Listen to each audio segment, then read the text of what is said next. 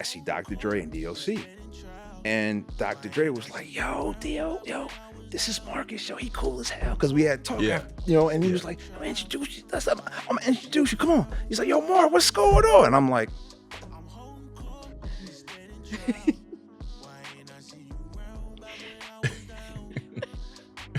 it's a pleasure. Yeah. And I kept on going. Yeah. With Suge. Dude. Dr. Dre got so pissed off. What's up, world? It's your boy Big Court of the Holding Court Podcast here with the crew. What's up, producer Ken? Boy, you look spent. You look tired. Man, hey, it's been a long day. It's been I a long know day. I'm looking weathered. It's been a long day. We're gonna make it happen. Look, I gotta tell our guests so he don't think this is just how we get down. Mm-hmm. Yeah. He got a day in the studio because we've been busy shooting. Yeah. And he booked as many people. Every hour someone else has walked in the door since 9 a.m. this morning. I respect that. Yeah. And it's not, but for anybody watching, it's 9:30 p.m. Yeah. So we on our. I want to hear that when I'm interested. Yeah. Definitely. Yeah. Real talk. And yes, sir. My beautiful daughter, my eldest daughter, Rachel Renee, was good. Which he didn't believe. Yes. Nope. Very thrown off. Yeah. Home stretch. Yeah. How you doing, Monkey? How you holding up? I'm Shit. good. Home stretch. We last 100 meter. We All right. You need some coffee? You need a shot or something? Nope. You ain't even stepped outside. You feel me? Yeah. Well, I got the pen now. Upgraded because we rich now. Okay. Okay. But yeah, we got a special guest, man. I've been really wanting to get this brother and tap in with him. We've been rapping for a second. I've been really wanting to get him on the show. He has an amazing story, amazing actor, amazing stunt guy, even more amazing martial artist. Thank you. You know what I mean? Man, I got the homie R. Marcus Taylor. What's good with you, bro? Blessings, man. I'm just blessed to be here with you. We talked for a minute. Yeah. And we just clicked. For sure. And I don't click with a lot of people. Yeah. It takes a lot. Like I always think iron sharpens iron. That's so right. when we started talking, it just made me feel good. That's right. You know, I feel good right now. So thank you. I appreciate that. You know, because it ain't a lot of alpha still left in the world. It's a dying breed, bro. It is. We're like the last of our kind. Last of the Mohicans. Yes. Yeah. So we gotta stick together, man. Yeah. You know what I mean? Oh, we must. Yeah, because the bitch asses they getting strong. Yeah, and they're getting sneakier too. They just sneaking all over the place. Yeah. And let's talk about it. Yeah. Hey, but I appreciate you, man. This Thank man, you. he came right off the plane, you know what I'm saying, and just killed 2 auditions working, you know, and pulled up on me. So I'm gracious of that. I appreciate that, brother. The honor is mine. Yeah. I kind of want to start from the beginning because everybody obviously knows you from your stunts and probably most notably Straight Outta Compton, Suge Knight. You know? Yeah. But I want to start from the beginning a little bit. You from the East Coast? Yeah, Plainfield, New Jersey. Yeah. Grew up. My parents. My father was the mayor of our city. My mom was a school administrator. She was a principal. She was one of the vice principals of Eastside High School in Patterson. Oh wow! And about Lean On Me. Yeah, Lean On Me. Yeah. That movie. Wow. And Okay. I was this kid. I was the only child. Me too. So you got okay. Yeah. See, I knew he was clicking, see, right? See that? Yeah. So I was as you would call a homebody. Mm-hmm.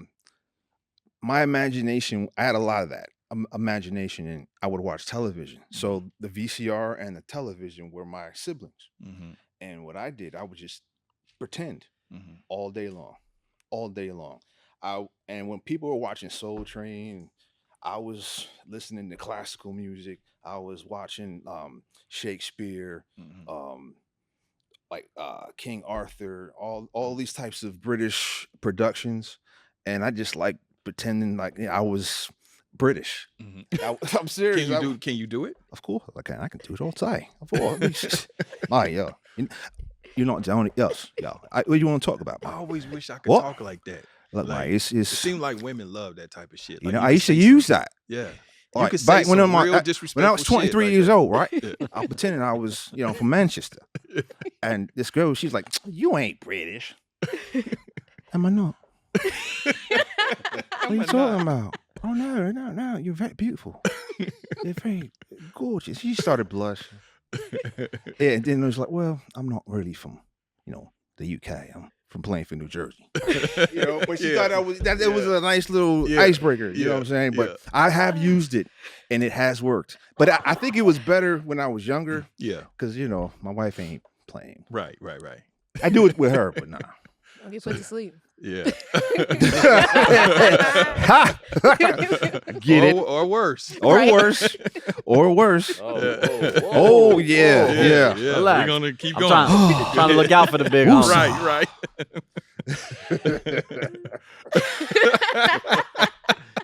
They gonna be like, boy, they got late to motherfuckers. All just hit a joint. They hit a blunt. They silly. Oh my God. Yo, my seafood's actually waiting. He was like, yo, you ready to smoke? I was like, I don't smoke. He always asked me because he smokes. Mm-hmm.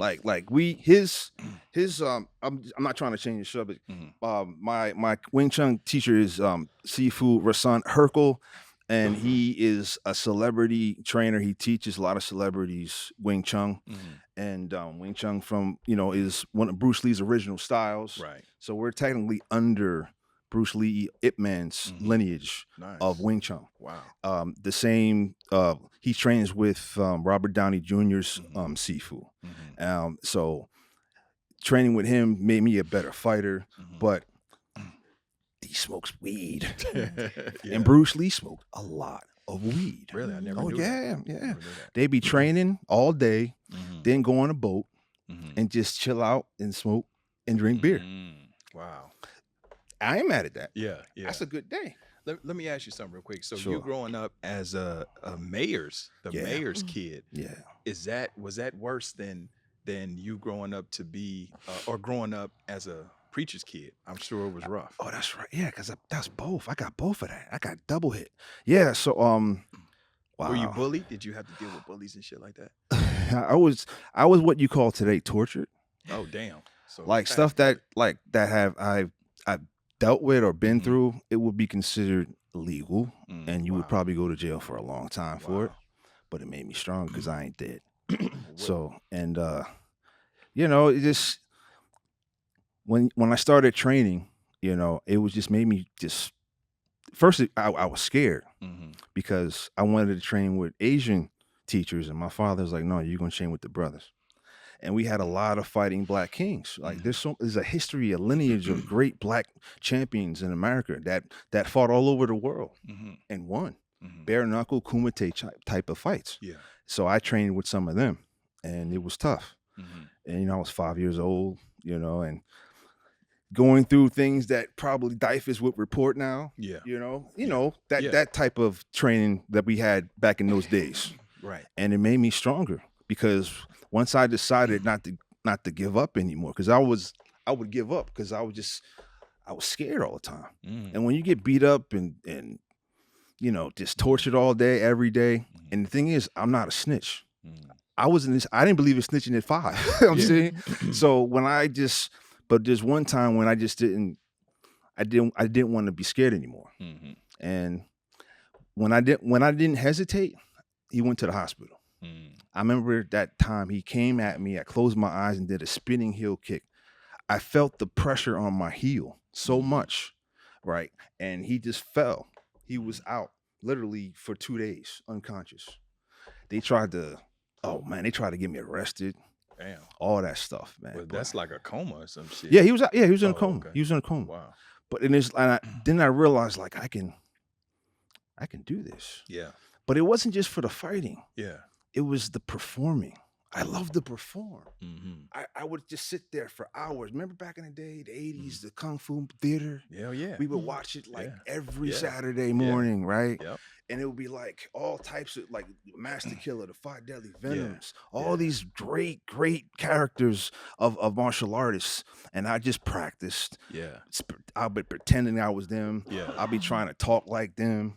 So did you yeah, Kung Fu? If you I will destroy it. Shut up.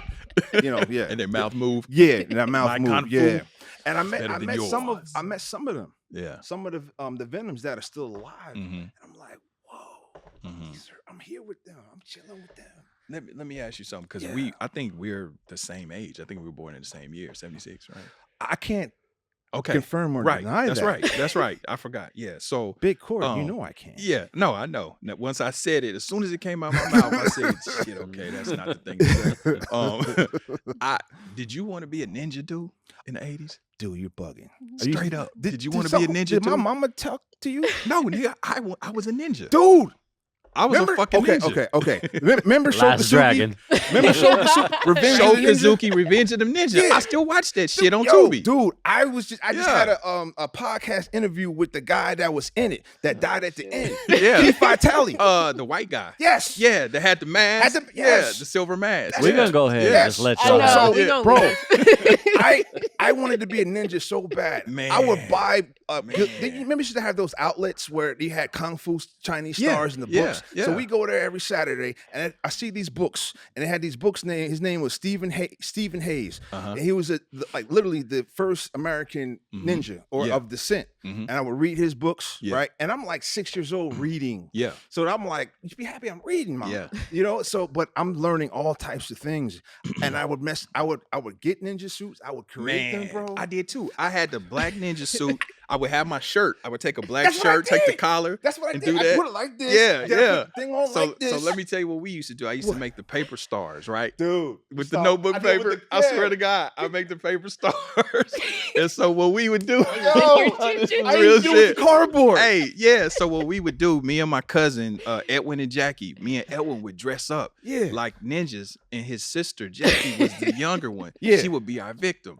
So we would creep on her through the house and shit, Yeah. be throwing shit. Yes. We be throwing like smoke bombs and stuff, Yeah. yo. I used to Yeah. make those and Yeah. throw those suckers, Real man. shit. We used to Y'all like, are so cute right now. I know. I know. I'm sorry. Nah, man. I'm a martial arts geek, bro. Yeah. And This is 80 shit, bro. This is 80 shit right I'm gonna now, tell you know the what I mean? truth. Nah, y'all are some Y'all don't need us right You guys now. are ninjas. You know what I mean? I'm gonna tell you the truth. I'm a ninja. I got I'm a you. ninja. Ninjutsu. Ninjutsu, bro. Like Ninjutsu. a lot of people really don't know, but a lot of people that are learning it, the signs of, we practice the signs, the inner power, stuff like that. Yeah. And I was like, man, I love this stuff. Yeah. I Did you get the magazine, the Kung Fu magazine? dude, Kung Fu, Inside Karate, Yeah.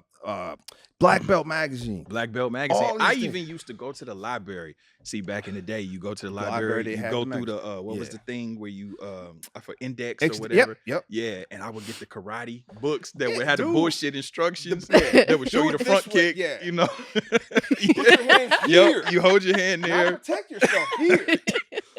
Dude, hold on. Yeah. Why the did they have you standing like this? What Yo, was that? real talk, I'm gonna tell you the truth. You got What- twist when you I ain't lose too many fights in my life. Yeah, But the first time I attempted using karate after like 3 months of training, he got whooped. it was my man, Tyshawn in Plainfield, New Jersey. Yo, he whooped my ass, son. Yeah. Like I was like, He here. was trying to do a kata. I was like this here, and then I'm doing the front kick. He grabbed the thing, threw it over there, clotheslined me, and just started wailing on me. Now we Damn. like really, we're Yeah. tight now, but we Yeah. laugh at that stuff. And I was Yeah. like, yo, what the heck? Damn. That don't work. That shit don't work. No. So, but when that happened, then I was taught how to do apply it. how to apply certain things, Yeah. the pressure points, Right. places to hit people, to touch them, and they go down. Or What they, discipline did you study growing up? at first it was karate. Mm-hmm. And it was karate, then taekwondo, hapkido, Japanese jiu-jitsu, Muay Thai, capoeira, a lot of kung fu Yeah. disciplines. Then grappling, Mm-hmm. sambo. I like sambo. I do BJJ as well, Brazilian jiu-jitsu, but I like Russian sambo. And there's a lot of other stuff. My father taught me some stuff because he was in Vietnam, so he taught me some stuff. Let me ask you your opinion on this. I actually took Aikido Yeah, and Kempo. yeah. Yeah, she took Kempo too. Kempo's You got to what? Purple belt or Few something like that? stripes. Yeah. Oh, so yeah. you're fast then. Yeah. They breaking boards. My Word. siblings. Oh, Yeah. nice. Yeah. Mhm. What do you think about Kempo? I was yellow belt Kimbo? taekwondo. Just Hey, Oh, nice. you're right, Ken. That's right. What's up? that's second tell belt. you- I'm gonna tell you the truth. Kempo, like Ed Parker, he's like the godfather of American Kempo. Mhm. And everybody asks me like who was faster, him or Bruce Lee? I said Bruce Lee was more athletic, but Ed Norton was faster. Mm-hmm. I mean, because he was heavy, Mm-hmm. but he could just hit you, Yeah. just like that, and you never even see it coming. Yeah. That comes from hard training, Right. and you're not just taught to just punch the opponent. Yeah. You want to break the opponent. Yeah. Punch through him. Punch through him. Yeah. Different techniques and different. Yeah, because places. Kempo was really about striking. Yeah, it was about all striking. Yes. Yeah. You finish strong first and walk away. Yeah. My thing, I'm gonna sneak you first, hit you. I'm gonna hit you first. Dope fiend you. Yeah, that's it. Seriously, on sight, bang, bang, bang, and we're done. What do you think about Aikido? All right, I'm gonna break it down just like this. Any martial art is effective, but it ain't about the style. It's the practitioner. Mm-hmm. So if the practitioner has the will to learn something and make it great, he can be effective. Mm-hmm. I mean, look at Hoist Gracie, 175 pounds, 5'11". He's not, because I met him. He's like 5'11". Mm-hmm. He has submitted he submitted the heaviest professional athlete in the world at that point. He was like 700 pounds. He did a heel hook. Is that jujitsu though? Hoist BJJ, Gracie? yeah, Hoist Gracie, yeah. Yeah. I mean, he's like the last samurai. But going back to Aikido, Jiu-jitsu is serious. it is, but Aikido is effective. Mm-hmm. You just can't. It's not like the movies where it's Right. choreographed. Right. And that's the thing. It's choreographed. Right. We practice this for weeks or months Mhm. to get it right. Mhm. You're trained not to hit the person. It's Yeah. all about the angles. Yeah. Not about actually hitting the person. Exactly. And you have to learn that too. Mm-hmm. But in fighting, you just go at that person. Mhm. So I have used and listen, you can say, listen, I've worked with Steven Seagal Mm-hmm. at least 2 or 3 times. He's a wackadoo. Mm-hmm. But yo, he's 6'5", Yeah. and he fights dirty Yeah. because he's scared. I was going to. And when you're scared, you're going to be a really dangerous person. Mm-hmm. And that's what people don't understand. Mhm. Everybody rah, yeah, no. What's he trained in? Aikido. Aikido. Yeah. And honestly, his accolades are factual. Mm-hmm. He studied with the masters at a young age. One of the first, European type people to do that. Yeah.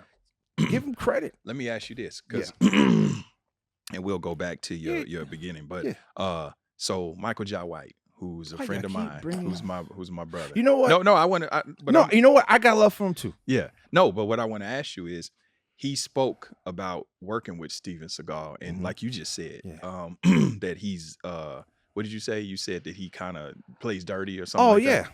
Yeah. Well, Michael Jai White said that he tends to be really brutal toward the stuntman. Oh, no. Have you experienced that? I'm Have gonna tell you, working with him. I actually talked to Mike before I went to work with Steven. Mm-hmm. He was like, "Don't take no shit, and you good." Yeah. But when I met him, he was cool with me, Mm-hmm. but he was beating the hell out of all of these other guys. Wow. I just certain people have, I think I think of him now as like that little kid under the bed kind of complex when you're so scared, you feel you have to do a strong, attack first, so people don't mess with you anymore. Yeah. And I think that's him being that tall and big. Maybe that's what he felt until somebody don't take it. Right. He has put people that I love in the hospital. Really? People that just trying to work. Is that him being careless, or him actually like trying to hurt No, them?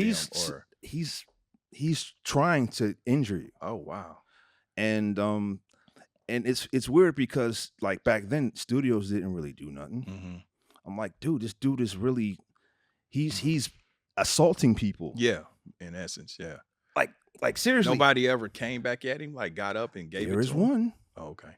And he rests in peace. He's one of the originators of grappling and grappling and MMA. His name was Grandmaster Judo Gene LaBelle. Mm-hmm. There are legendary stories about him, and how Steven Seagal would say some things and said, "I can do this, I can do that," and then Grandmaster LaBelle was like, "Well, let's see." Mm-hmm. And one story, Steven Seagal said, "All right, I'm ready." And what Steven Seagal did, he kicked him in the nuts. Mm. And that was not good. And then he choked. Then Grandmaster LaBelle choked him out so bad he crapped in his pants. Damn. This is just a rumor. Yeah, this is in the 80s or the 90s. This is in like the very early 90s. Okay. And I do believe it. Mm-hmm. You know, because a lot of people, you know, say this and that, but in his case, yeah, because, and the thing is, I met Gito LaBelle, and I remember I talked to him about this. You know what he said? He said, you know, leave Seagal alone. You know, he's going through some stuff. Like, I'm like, him of all people, he's like one of the baddest dudes he was the baddest dude in Hollywood, you know? Yeah. Gene LaBelle, that guy. He was that guy. Okay. And him to say that, it was like, wow, okay, yes, sir. But Steven Seagal is, in my judgment, a legitimate martial artist. Yes. Okay. And he is a person that will fight dirty in a fight, which you should fight dirty in a fight, but there's no call for injuring somebody on a job. But when you worked with him, he was good. He was. What movie did you work with him on? Damn, you want to make me. Force of Execution. It was with Ving Rhames. What's my man? Gilly the Kid. Yeah, Gilly the Kid. Yeah. Big U. And an Australian actor named Bryn Foster, who was a great martial arts action hero guy. Yeah. And I did my fight scene with him, and I was stunt doubling Big U, which I still don't understand why. I was just there. When you said it, I was about to say, huh? I mean, his kicks, like he was kicking in. I was like, why don't use him? And they used me into the entire fight scene I did with him. Yeah. And I was just like, whoa. Is Big U, is he pretty good? Because he's trained for a long time. This is the thing. Like, he fought in jail, in prisons, you know, like, you know, and he would do things because people, he's smart. If I have more tools in my toolbox, I'm using them. If you don't have it, that's your loss. Right. So, and he had a mentality to what I've known of him, like just focus. He knew how to focus, and that's what I respect about Big U. Okay. He just focused, and his martial arts is really good. Really? Yeah. So he's formally trained. You gotta be like 10 people to beat that dude. Really? And he did get jumped once, but he still was swinging. Really? Yeah. But so he really liked that with his hands. Yeah. Okay. He's really and his kicks too. Okay. I've seen it firsthand. He said he aimed to break a jaw. Yeah. Yeah. Yeah. I'm serious. People be sleeping on the big, like, shout out to Big U. Yeah, shout out to Big U, man. He studied, man. It was discipline. Nice. You know, and people, when you see that on the street, you gravitate. Yeah. And yeah, that's real my shit. dude, man. Oh, that's what's up. That's what's up. So, with being that you started martial arts really young, so I'm assuming at some point you transitioned into fighting and doing tournaments. Yeah. My first tournament was November 1st. Oh, I can't say my. Yeah, you can't say that. Yeah. Well, it was after. We don't know how old you were. You know what I mean? It was after Lennox Lewis knocked out Razor Ruddock. So if y'all know that time, then you'll know my age. And that was right after. It was Halloween. Right after the day after Halloween, and we did. It was a Taekwondo tournament. Me, I like to. I'm violent. I like violence. Okay. Now, don't. I don't want no cops bothering me or whatever. But some people just like it. Some people, right. Some people play ball. I get it. Yeah. I like to fight.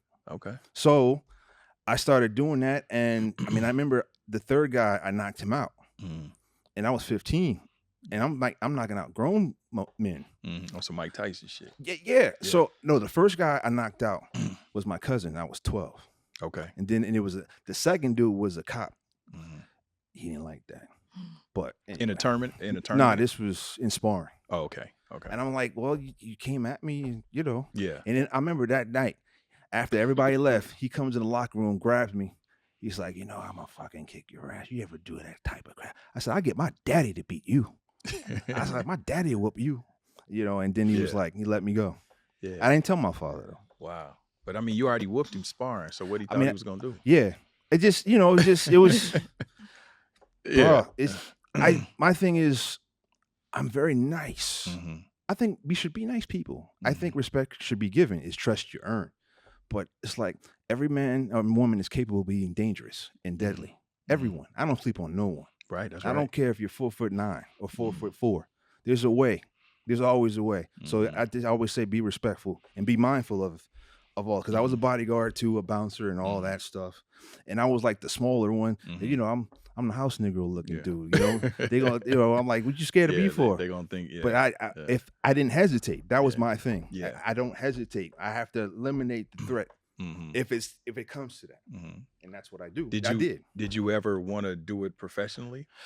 As a fighter. Oh yeah, I was a pro. Oh, you did? Yeah, I was a pro. Oh, Yeah, okay. yeah. Oh, okay. I started. Let me see. I started competing in.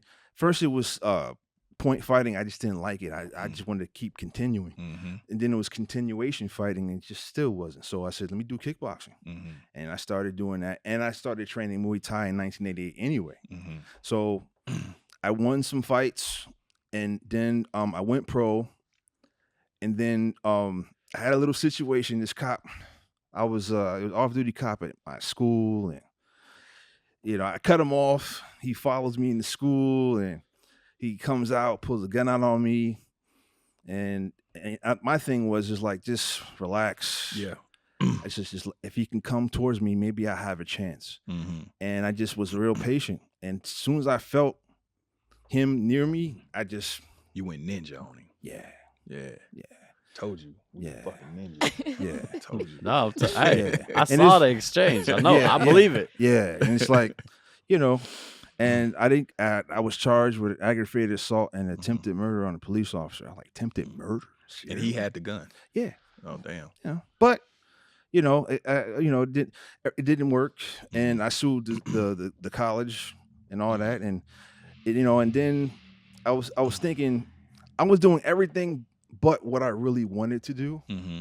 I was trying to just make ends meet for myself. And, Right. And you know, finish college because, you know, I come from Black excellence. Right. My parents were the first in their families, both of them, to graduate college and to get their masters. Wow. You know, so it's like, and they come from the hood. Yeah. Like Chitlin Switch Avenue type hood. Yeah. You know what I'm saying? So, but I didn't like any of the stuff they did. Yeah.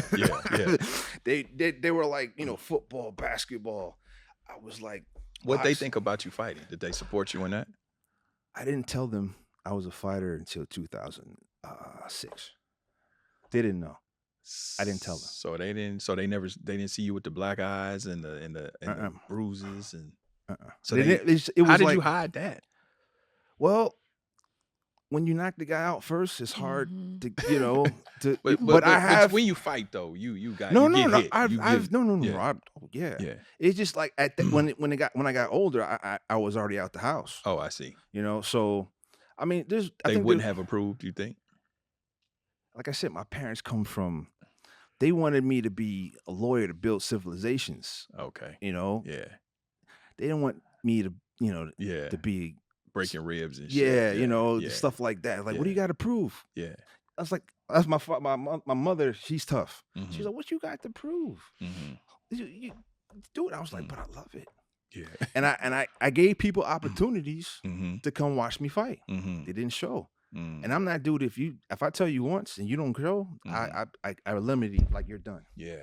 And then my cousin saw me fight in Atlantic City, and somebody told somebody else, and then like, what? I told you. Yeah. Once you divulged it to them, did they support you? Well, no. I remember one fight. Before that fight, my father passed away. All right. So when sorry to hear that. And it was like me and my father, like he was that guy. Do I have time? Because I don't want to. Go Okay. ahead. It's like my father was a real man. Like he was that alpha. Like he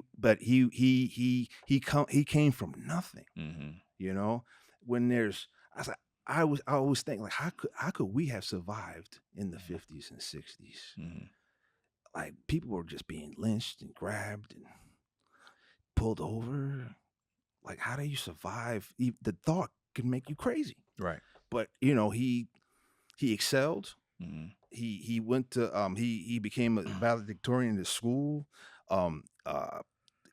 baseball, basketball, football scholarships, all that stuff. Mm-hmm. And then he went to Vietnam, and you know, and he became a hero out of that too, because of a battle. They were ambushed, and he basically killed the entire enemy. Yeah. And so that's where you get your killer instinct from. See, I don't know, because my mother's side, like, they got Irish and black, so it's like they got tempers. Like my mom's side, they'll fight anybody. I don't care. They'll especially the women. They'll fight. Who I don't care who they. If it's Mike Tyson, I'm gonna get some licks in. Yeah. That's just them. Yeah. Right. But my father, he was more tactician. He saw the big picture. He would, but I think his thing was he loved our people so much he would do it for free.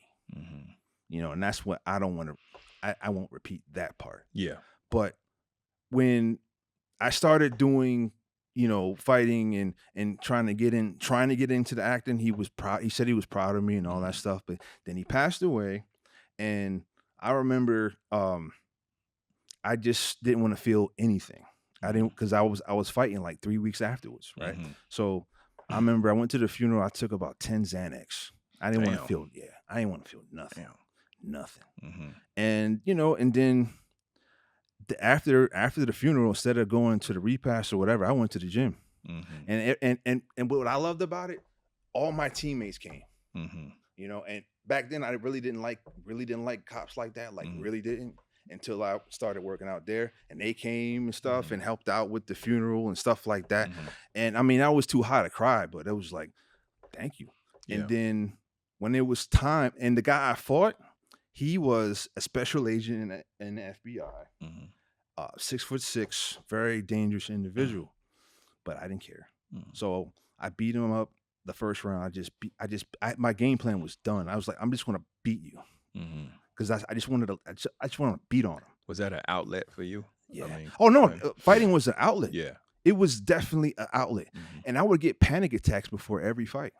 I would literally have panic attacks. I would have people like stretch me out, and because it's like, yo, well, I can't, I gotta go. And it's like, no, it's not. You're not afraid. It's not fear. You just gotta relax. And then my trainer, he does this thing. He would whisper in my ear. He says, you know, this guy's a cop.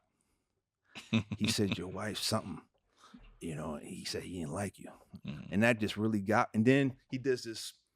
It was like a traditional thing. He would slap the shit out of me hard, then hit my chest. And then right there, I was like, I'm good. Yeah. Then I go and do my business. Yeah. So when I fought that guy, I beat him so bad, and then I knocked him out to put him out of his misery. And after I won out of the knockout, I cried like a bitch right in the ring. It took like 4 people to get me up. I couldn't stop Where crying. did that emotion come from? I think it was just the relief in my all the things I was thinking about my dad, and it just finally just released. I needed that. And I mean, I ain't had my opponent's trainers cry. Wow. He said, yo, man, my pops died too, yo. I'm serious, yo. Yo, real talk, yo. Yeah. And I was just like, I was out of there crazy. Where do you think, because you seem to be very intense, nice guy, but very intense, a little pent up aggression. Where do you think that precipitates from? Where do you think that stems from? Being told I can't amount to anything. Being told I'm weak because of the lightness of my skin. That I can't possibly relate to what goes on in America, or to be treated like a monster because I'm 6'3", bald headed with tattoos. I going into a bank before they were called Karens. I don't know what they were called, but they were just. They would have the gall to come to me and say, can you remove this off of your hat or whatever? And then there was 3 other people with hats on, but you chose me. I just think as a black man, I'm gonna be totally honest. I feel we are conquerors. We're we're just built different. We don't just survive, we conquer. And if we all united, we would literally create a bigger civilization that has never been seen before. So when I go into that ring or that cage, I'm thinking I'm not just doing this for me. I'm doing this for my grandmother that got hit from a cop because she was doing picketing, or Rosa Parks, or my father, or or that that little old lady. Some racist dude calls her the N-word and gets away with it. So you motivated by righteousness and purpose. Yes. Yeah. It motivates me to the point where I feel like I can do things that are inhuman. Now, some would say that's weird or something, but it made me successful. Go Super Saiyan. Yeah. Yeah. Like I think people think I'm crazy, but Black people, look, we're superheroes. And it's like, you have to be. That's the thing. Like, we don't want to be. Black women don't want to be the strongest people on the planet. You think they want to be the sole person to take care of their kids? No. Right. They want a king. Right. They deserve it. We were born men, Black men were born to provide and protect. Period. Right. Period. And Black women should be raised to be queens and wives. But we're unfortunately, based on what we deal with, that women are trained to be woman kings.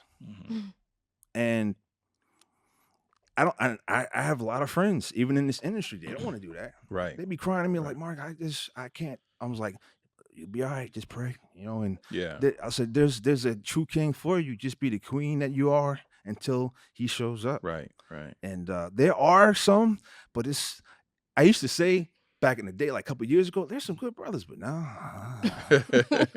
So it's slim pickings. Yo, it's real slim. Like listen. I said, if you find a brother that's not of, if he treats you like a queen, right.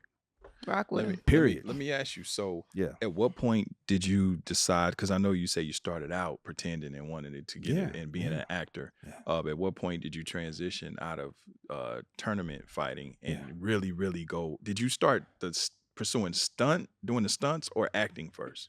I pursued acting first. I started as an extra. Now I was doing, I think, 2 or 3 years of extra work. I did 2 seasons of Oz on HBO. I did 1 season of Law and Order. Shit, bro. Yeah. And I got dope. to really be cool with the guys, and Chuck Zito. I mean, he was like, "How you doing, kid? Yo, come over here. How you doing? You all right? Treat you good? My daughter just got married. You know that? I'll be a grandfather." I'm looking like this white man talking to me like this, but it was. He wasn't. He was just being him. Yeah, that's him. Right. He's that Hell's Angel dude. Yeah, that dude that did this and that. Yeah. But he's a nice dude. A lot of those people I still are friends with.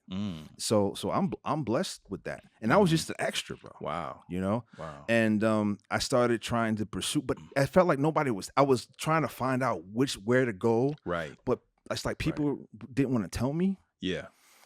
Like that thing. And it's like, okay, well, what should I do? And it's like, just keep doing what you're doing, And I realized there are a lot of scaredy cats in the acting business, especially ones that been in the game for more than 10 years. When they see somebody new out of the shadows, they feel threatened. I mean, scared shitless, bro. To a point where they will literally do something to cause you to lose your mind, lose your rep. And I was like, wow, because I'm like Afrocentric to the third. Like I was brought up. My parents had an African wedding, dude. You know what I'm saying? That's how we were Wakanda before Wakanda. Yeah. So it was like, no, my father always taught me, a Black man is your brother. You always try to lift him up, always protect.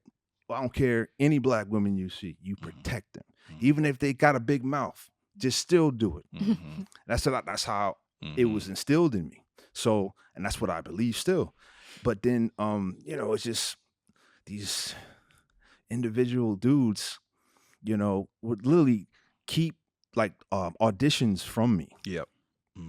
And I was like, and I'm helping these people. I'm helping them martial arts. I'm teaching them stuff that it would probably take maybe a couple of months. I taught them in 3 minutes because it's just the way the positioning and everything, you know. And it was just like, wow, really? Okay. Now I could be mad and like I want to just like I want to fuck them up. Yeah. Like no, like I want to hurt these people. Yeah. But if I do that, you know what's gonna happen. We gonna be the blacklisted. Yup, we the Incredible Hulk. Yep. And you know about being black, we are the Incredible Hulk. You know why? We're the smartest person in the room, but as soon as they see us, they fear what we might do if you make us angry.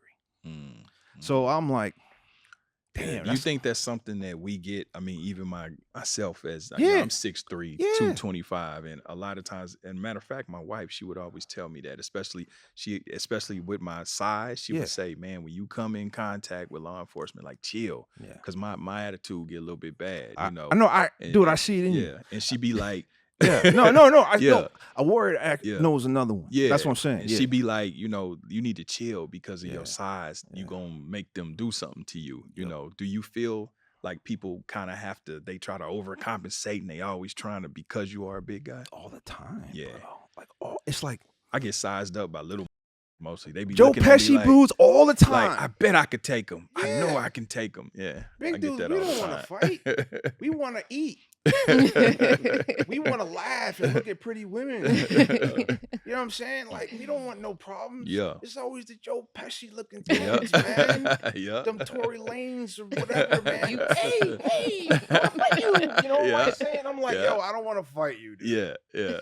Like, come on. And it was like, even if go ahead, hit me. He can't reach me because his arms are too freaking small. Yeah. And then that's when they go pick up the gun. Yeah, exactly. Because they're like, exactly. And it's all depression. All this stems from depression. All the things that we deal with comes from generational curses that comes from mental illness. And we don't address it. I got people that are principals, friends of mine that are principals. A beautiful woman. She's single. Has a great career as a school administrator, but she's just dealing with some stuff. And I'm like, why don't you, talk to someone? Like, nah, I got my way of doing it. Yeah. She wants to drive in the moonlight. That calms her down. And I'm like, do you know what depression is? It's a chemical imbalance in your brain. Right. I want to get to that. Yeah, I'm sorry. We're gonna get to that. But what I wanted to actually transition into. So once you start, because I want to let people know. I always play it like people don't know. You know what I mean? They don't. They don't know. People listening. So once you start really getting into the acting shit, you move to LA. Once shit start taking off for you. At first, this is what happened. After my father passed, and I fought those last couple of times, I was like, I'm not happy. I'm not happy. And then this is a true story. My pastor, Bishop Donnie Hill Jr., he would always tell me stuff that I really was angry. He said, if you keep fighting, you're going to kill somebody. And I was like, don't put that on me. And it's like people who know me, know what I'm capable of. But, I don't care what other people say. You can say I'm soft or whatever. But people who know me know what I'm capable of. And I was like, I am not happy, though. It's like when you beat people up, I don't know, you feel bad sometimes. Like I fought one of my closest friends and he's 7 foot, a European champion. I broke his ribs. It protruded out of his freaking stomach. And I was crying. I was just like, I'm sorry, bro. I'm sorry. It's okay. It's okay. So, but I'm like, I like to pretend. Fighting I love to fight, but I love the performance. Did you take acting classes? Hell no. You've never taken acting classes? Nah, dude, I told you. We black. As soon as we get out the house, we pretending for mere survival. Yeah. We got some dude looking at us, just looking at. Right. It starts from there. Yeah. Then when you go to the grocery store, he looks suspicious. Go to the hotel, they hold their purse once you hit the elevator. The elevator. Yeah. I'm like, don't now I'm not disrespecting, you know what I'm saying? But it's just like that's what we, deal with on a typical day. We're pretending like if someone comes up to you, spits in your face, or getting like, what are you thinking about, dude? Right. But if you do that, you see what's going to happen in the future. We know the future when it comes to these types of situations. We are smart enough to know if I do this, I'm going to get locked up. I might get hurt up before I get there. I got to stay in here for like at least 25 hours. Then I got bail money, then court costs. Yeah. All that money. Yeah, violence can be expensive. Yes. Yeah. Like fighting on the street with no rules is expensive if you get caught. Yep. And all it leads you to is in jail, broke. Right. Seriously. I tell people, don't do it. Just walk away. That's right. Just walk. Do you walk away?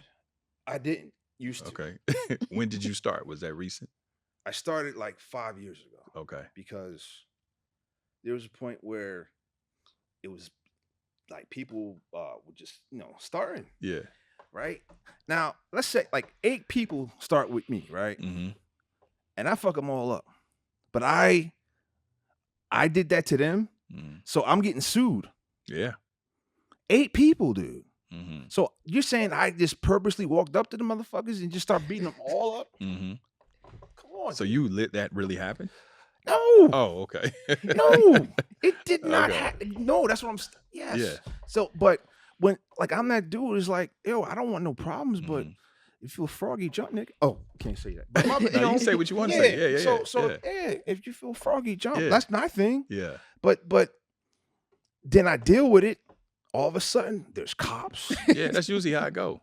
Yeah. Always cops. I'm just like, whatever. I'm like, yeah, whatever happens, just taking it and keeping it moving. Yeah, like that was the gentleman way of dealing with problems. Yeah, you do your thing. You had and less keep it moving. crime when shoot the fair one. Yep. Just shoot the fair one. And then I lost. All right, I lost. And then the dude was like, "Did you have some heart?" Yep. So it's a mutual thing. Yep, it is. Then y'all can be a friend after that. And then one friend, I can build something. That's it starts from there. I know so many people that had fights and became best of friends. And respect. Yeah. Yes. Yep. I mean, like most of my opponents, with the exception of one, we are really tight. And it's like, how does that happen? I don't know. It's a thing where we're putting our best towards each other. We're giving. We're doing something. It's alpha male shit. Yeah.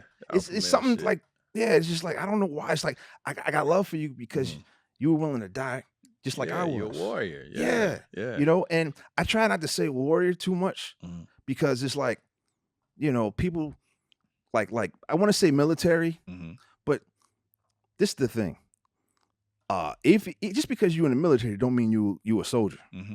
You could do technical this. So when I'd be like, I used to say thank you for your service, but I was like, respect for what you do. Yeah. Unless you really we're in the battle, in the war. Right. You know what I'm saying? Yeah. Some were cooks too. Yeah. True that. Yes. Yeah. Medics, which you need. You definitely need medics. Yeah. But I'm just saying, what was I got so into our conversation. No, it's all good. I'm getting old as shit. No, but how I started it was saying your transition into acting. Yes. And what were some of your first big speaking roles?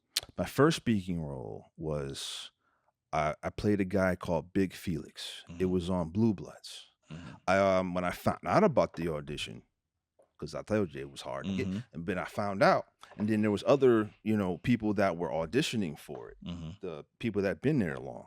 So I met the director of that particular episode, and I just did my thing, and then he asked me to change something, and I did, and he was like, "That's what I want," because I can, when you tell me something.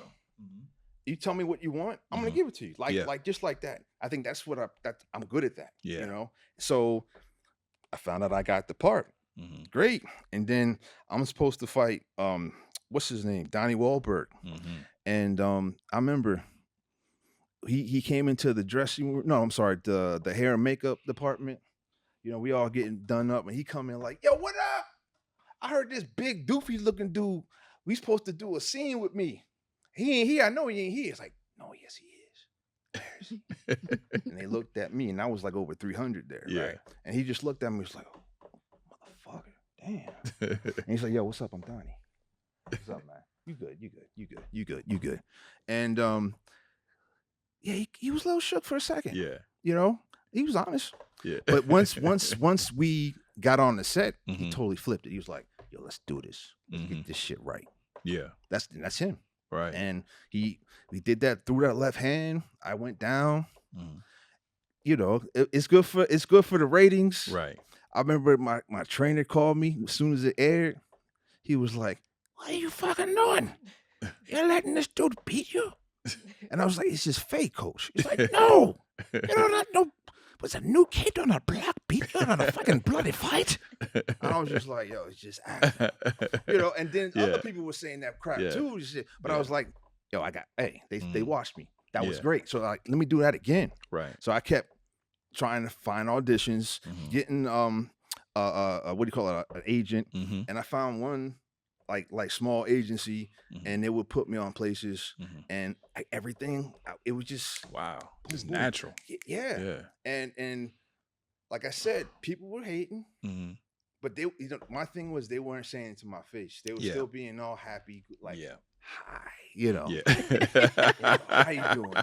How are you, Marcus? Are you okay?" And it's so fake. It's like, oh God, I'm gonna catch what you saying. I'm gonna catch that, you know. So what I just did, I was starting to get jobs, and then I noticed that people weren't trying to hire me anymore there in New York. All right, people don't want to hear this, but I'm gonna tell it. Maybe it can help somebody else. And people about local hires and stuff like that, you got to be here and there to do that. And I didn't believe in that because other people weren't doing it, and I don't got time. At my age, I was like, I gotta start this. So I went to LA. It's like I ain't getting no work there. I'm gonna go here. And when I did, I hustled everywhere. See, I was that guy. You can't really do that now, hustling, going on sets and hustle. Right. That's what I did. I went everywhere. And I was that guy. If you were, you know, in sleep, I'll be training. Or if you was not doing nothing, I was looking, you know, for a job. So then I went. It was J Perry who directed what's her name's recent movie, Jamie Foxx recent movie, and I was a big fan of his. And he got me on this show called Agents of S.H.I.E.L.D. And then I got to work with Eric Norris, Chuck Norris's son. And I was just like, okay. And then I started working more Sons of Anarchy, other shows. Yeah. Other shows. Yeah. So it was like, now, LA, they're going to talk behind your back, but they will hire you because you're good. Yeah. It's different. LA, if you're good, they need you, they're going to hire you. Right. New York, totally different. They'll hire the slowest, you know, dude with the heaviest foot. You know, I'm like, can't jump 2 inches off the ground and you're only 140 pounds. How is that even possible? But it happens. Yeah. You know, but I just said I'm not waiting in the line. Yeah. Like, tell me, how did Straight Outta Compton come? Oh, wow. Okay. 6 months before the actual first starting date, my friend Jo Monty, she's an actress. She sent me a link to Actors Access, and it looked up 2 different films about with Suge Knight. One was John Singleton's film, which actually turned into what's his face? All Eyes on Me. Yes. Yeah. And he said the audition for both of those, and I was like, at the time, I was just like, I was getting in shape again. I could see a 4-pack or 2-pack joint. You know, I had little muscles, and I was like, but I didn't want to be a bad guy. Like it's like in my mind, it's like I want to be that positive black man. Yeah, you know what I'm saying? Yeah. So but then I said to myself, "What are you, stupid?" It's an opportunity. Yes, yeah. You take that. To build off of that. And then it was like, God, if it's possible, I'm gonna do my best. Just tell me. And you know, and I did. So I sent my little tape in, and I found 2 things. Being a stunt person, if you can't be an actor, you can be the stunt double for that actor. So that was always my plan. If I can't be that person as an actor, I'll be the stunt double. So that was my idea. So, and then I started studying Suge Knight. I mean, everything I could think of, every interview, the way he looked, the way he reacted. Did you get his tick? You know, he got a little. Oh yeah, because the disease. Yeah. Yep. It's been a while. It's been years since I did Yeah, that. yeah. That was the thing. It's like when I saw that, I would do that, and because he would walk, it was like he was uncomfortable with his skin, like almost like he had the hiccups. Yeah, yeah. He'd be like, yep. you know, you got a little tick. Most people don't realize that. Dude, that was the first thing I noticed. Yep. And I was, and he it's like he was trying to put his skin on or something. So that's what I would do. And people was just like, yo, and people thought I was him. Yeah. Like when the auditioning process, I had the red shirt, I had not earrings, I had rings, jewelry, sunglasses, a stogie, and at that time I didn't know how to smoke. Oh wow. I never smoked before. Yeah. And I had to learn. And the first audition, it was good because I walked in, shook. Yeah. Pop, good.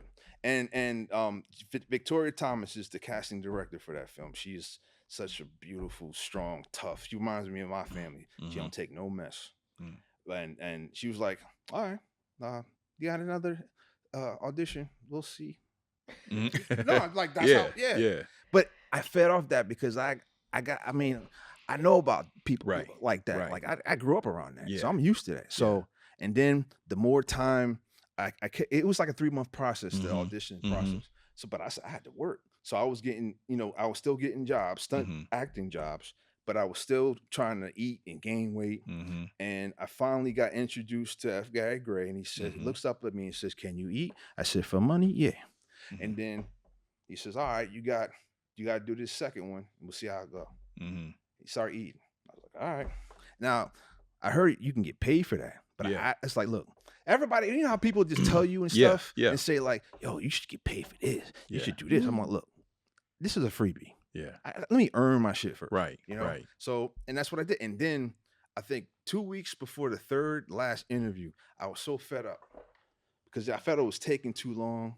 I was getting really angry.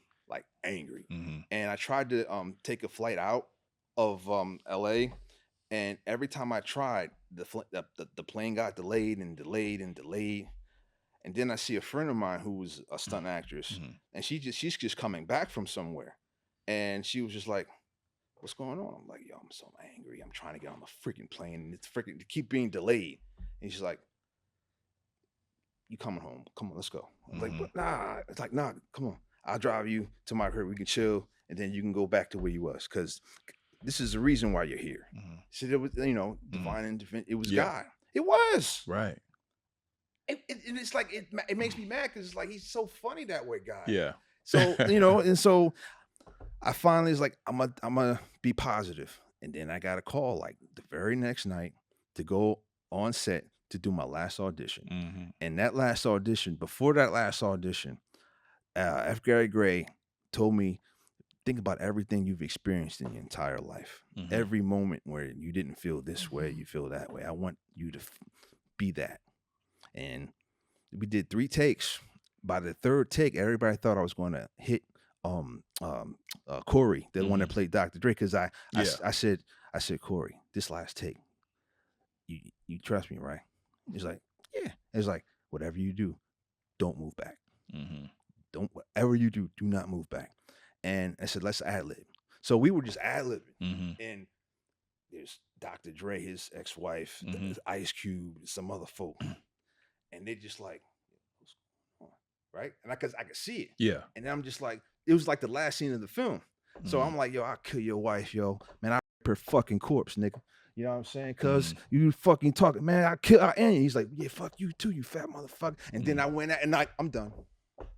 And they was like, "Wait." And if Ice Cube, if he could do that, like he's like this, but he literally fumbled out the damn, seat. And Dr. Dre was like, "Oh shit." Oh shit. Damn, they thought that shit was real. Yes. Wow. I convinced them that I was capable of doing that. And after that, I didn't give a fuck what happened. I said, I killed that. No matter what they do, if it's politics or whatever, I did that. I was my shit. And then 15 minutes later, I get the call. We were like, "It'd be in the movie." I'm just like, "Thank you." I'm putting my hands up, saying the praises. Call my wife.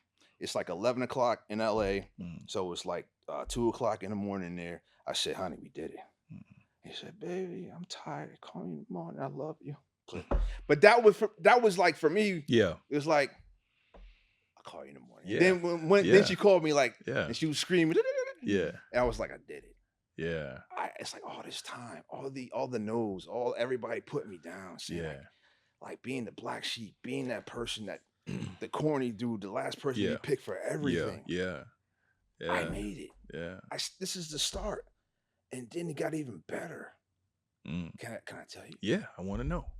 First week of shooting, the first day, I go in the trailer, there's F. Gary Gray. He says to me, right now, you're not Marcus anymore.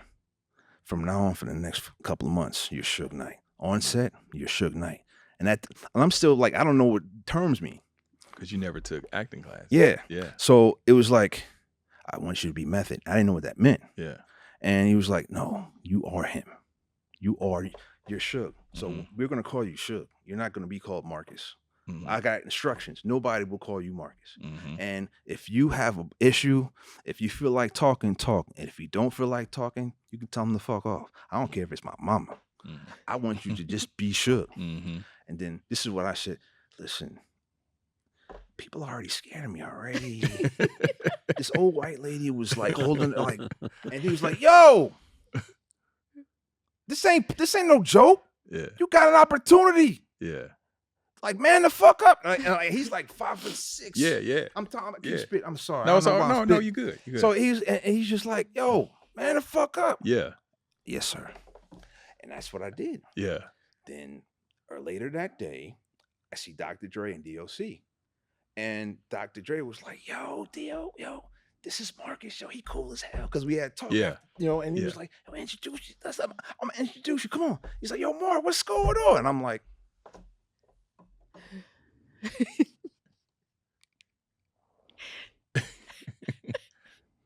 it's a pleasure.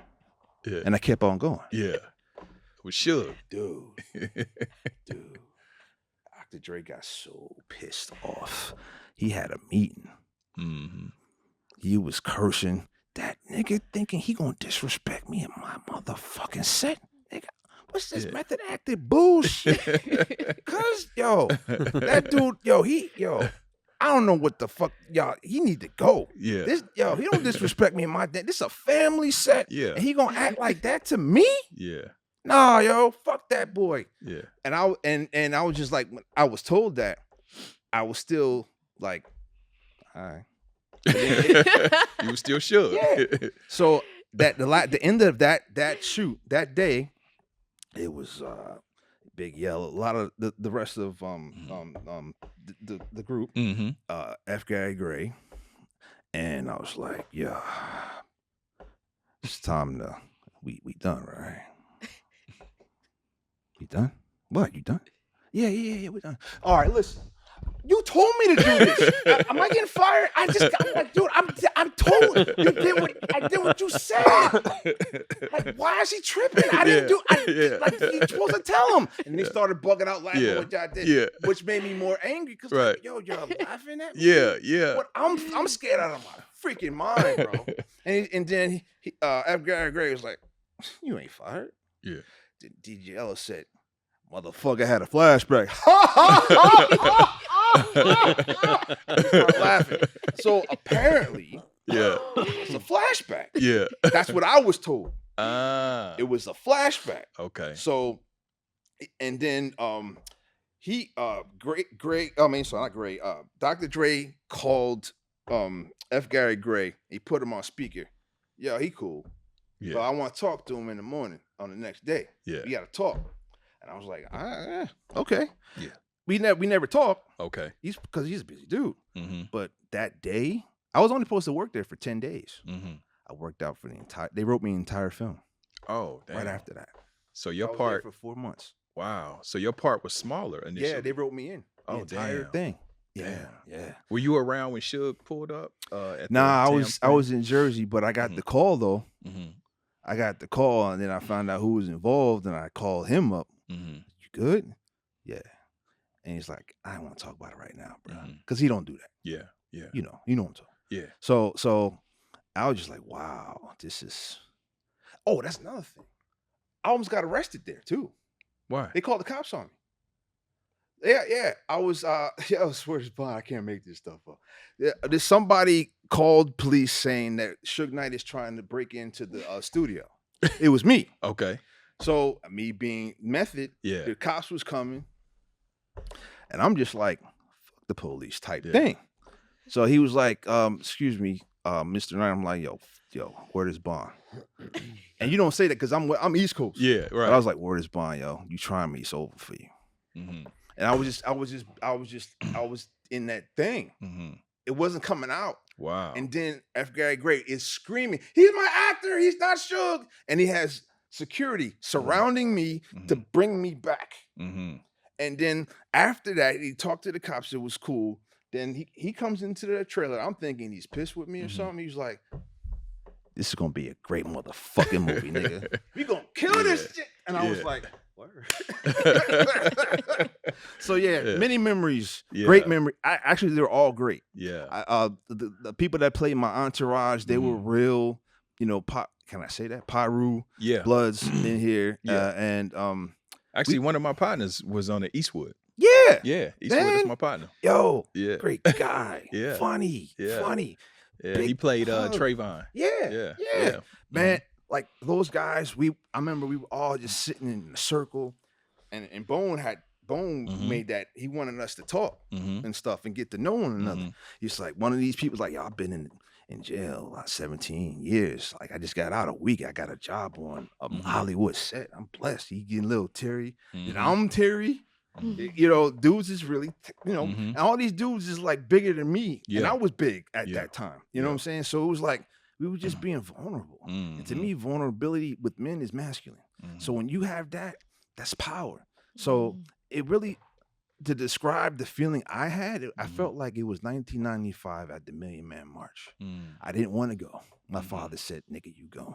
Yeah. But I'm so blessed that I did. Right. I never met so many, I felt that love, from other dudes, man. Yeah.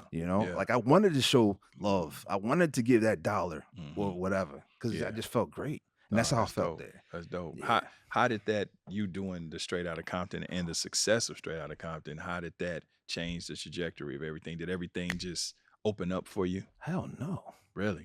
When we rapped, dude, I was broke. Damn. Broke. That's keeping it 1,000. Yeah. I had this so-called manager. I can't really talk ill of him because he passed away. But dude, I was staying at Denny's bathrooms. Like I would sleep there in the bathrooms in Koreatown. Wow. And the Denny on Lancashire in North Hollywood. I was just sleep there. And this is after Straight Outta Compton. Yeah. Wow. Yeah. And I remember my mother, I wasn't telling her nothing, and my wife, I was telling her whatever. I was like, I'm good, we good. But I guess my mom, she's nosy. So she asked a friend of mine. Well, no. He was one of my bullies. One of my bullies. Okay. And he went to my mom's house and gave a couple of $1,000. You don't have to tell him it's from me. I was like, what? Wow. $3,000. Why did he do that? I got all choked up and shit. Yeah. Like, what makes a man do that? Like, because he made my life hell. Yeah. It wasn't, and I talked to him about it, and he's like, dude, what you did for us, yo, you put us on the map. And my friend, my other friend, now that really, my boy, he was locked up. He did 10 years. And I remember when I saw him again, I was crying because I was like, I wish I went to see you. I'm so sorry because I was so busy. And I was getting choked up. He's like, nigga, because I saw you, I felt good. I told all these niggas in here, that's my brother. That's my brother Marcus. People slept on him. That nigga like 5 fingers of death, but he nice as hell. And he's fucking doing this shit. He always talked about it. And he's doing it. Man, you made me live. Got me choked up again, fucker. Right. You know what I'm saying? So, and it was just like, and then other people telling me stories like, yo, I got depression too. But back then, it was taboo. It wasn't real depression. It was laziness or whatever. Yeah, right. So I'm like, I was like, wow, who would have known? Yeah. And that motivated me more. I was just humbled by it. Yeah. So if I'm 90 and somebody calls me Suge, I'm good. Right. No, you did a dope ass job with that. Thank you. And then does that take you to Surviving Compton with Michelle A playing Suge once again? Yeah. Once the movie came out, everything changed. Okay. Like when the movie came out, everything changed. Like people was like trying to hire me, like Halle Berry agent, other folk and stuff, and it was cool. And people wanted to say hi to me, but I don't get into that. That's not me. Like, I went to the premiere. I wore sweatpants and a t-shirt and a Fideo hat. I'm like, I'm good. And matter of fact, the first 40 minutes, I went to get some pizza because I was real hungry. I'm like, I'm not that dude. Yeah.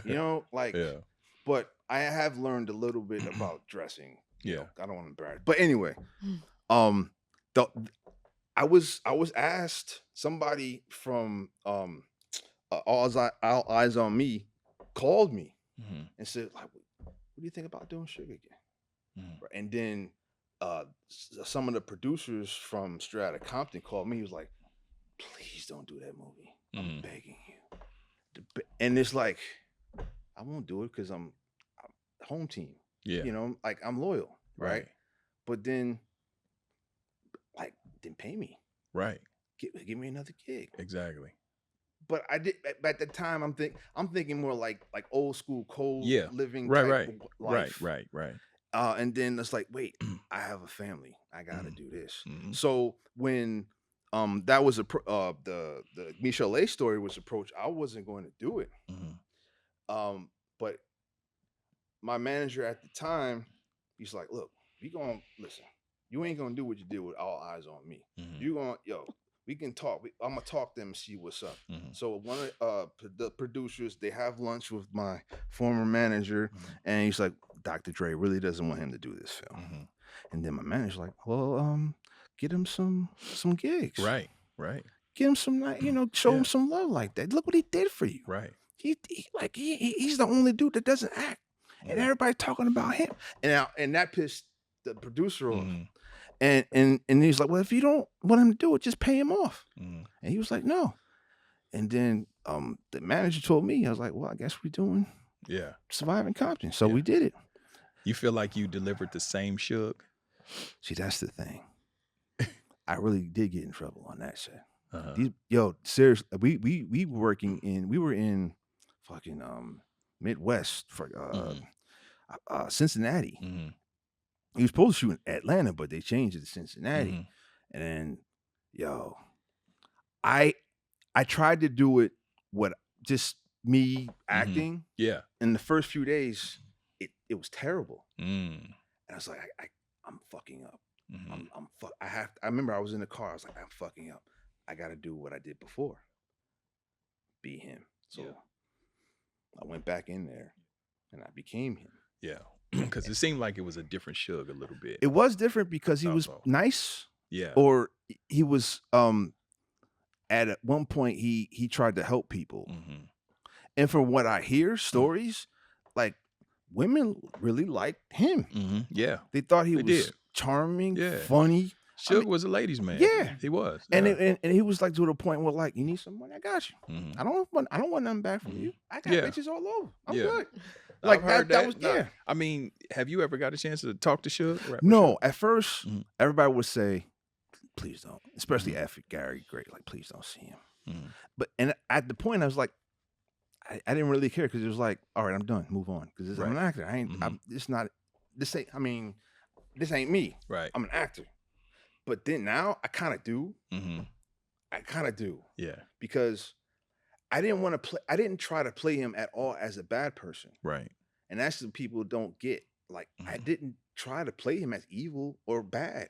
If you park in my parking spot, I ain't gonna pistol whip you, but I may like, yo, get out my spot. Yeah. Like, I'm getting mad right now. It's like stuff. But like a lot of the stuff I get.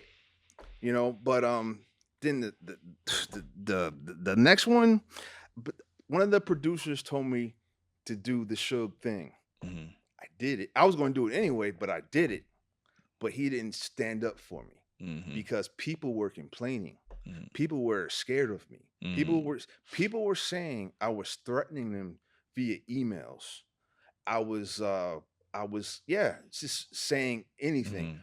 I'm like, no, I was big and black, and I could say what I want, and that was nothing you could do about it. Yeah, that's what I thought about it. You know what I'm saying? And there's people that have different, things on it. Yeah, but here's the thing: I convinced an entire crew I was capable of doing this thing. Right.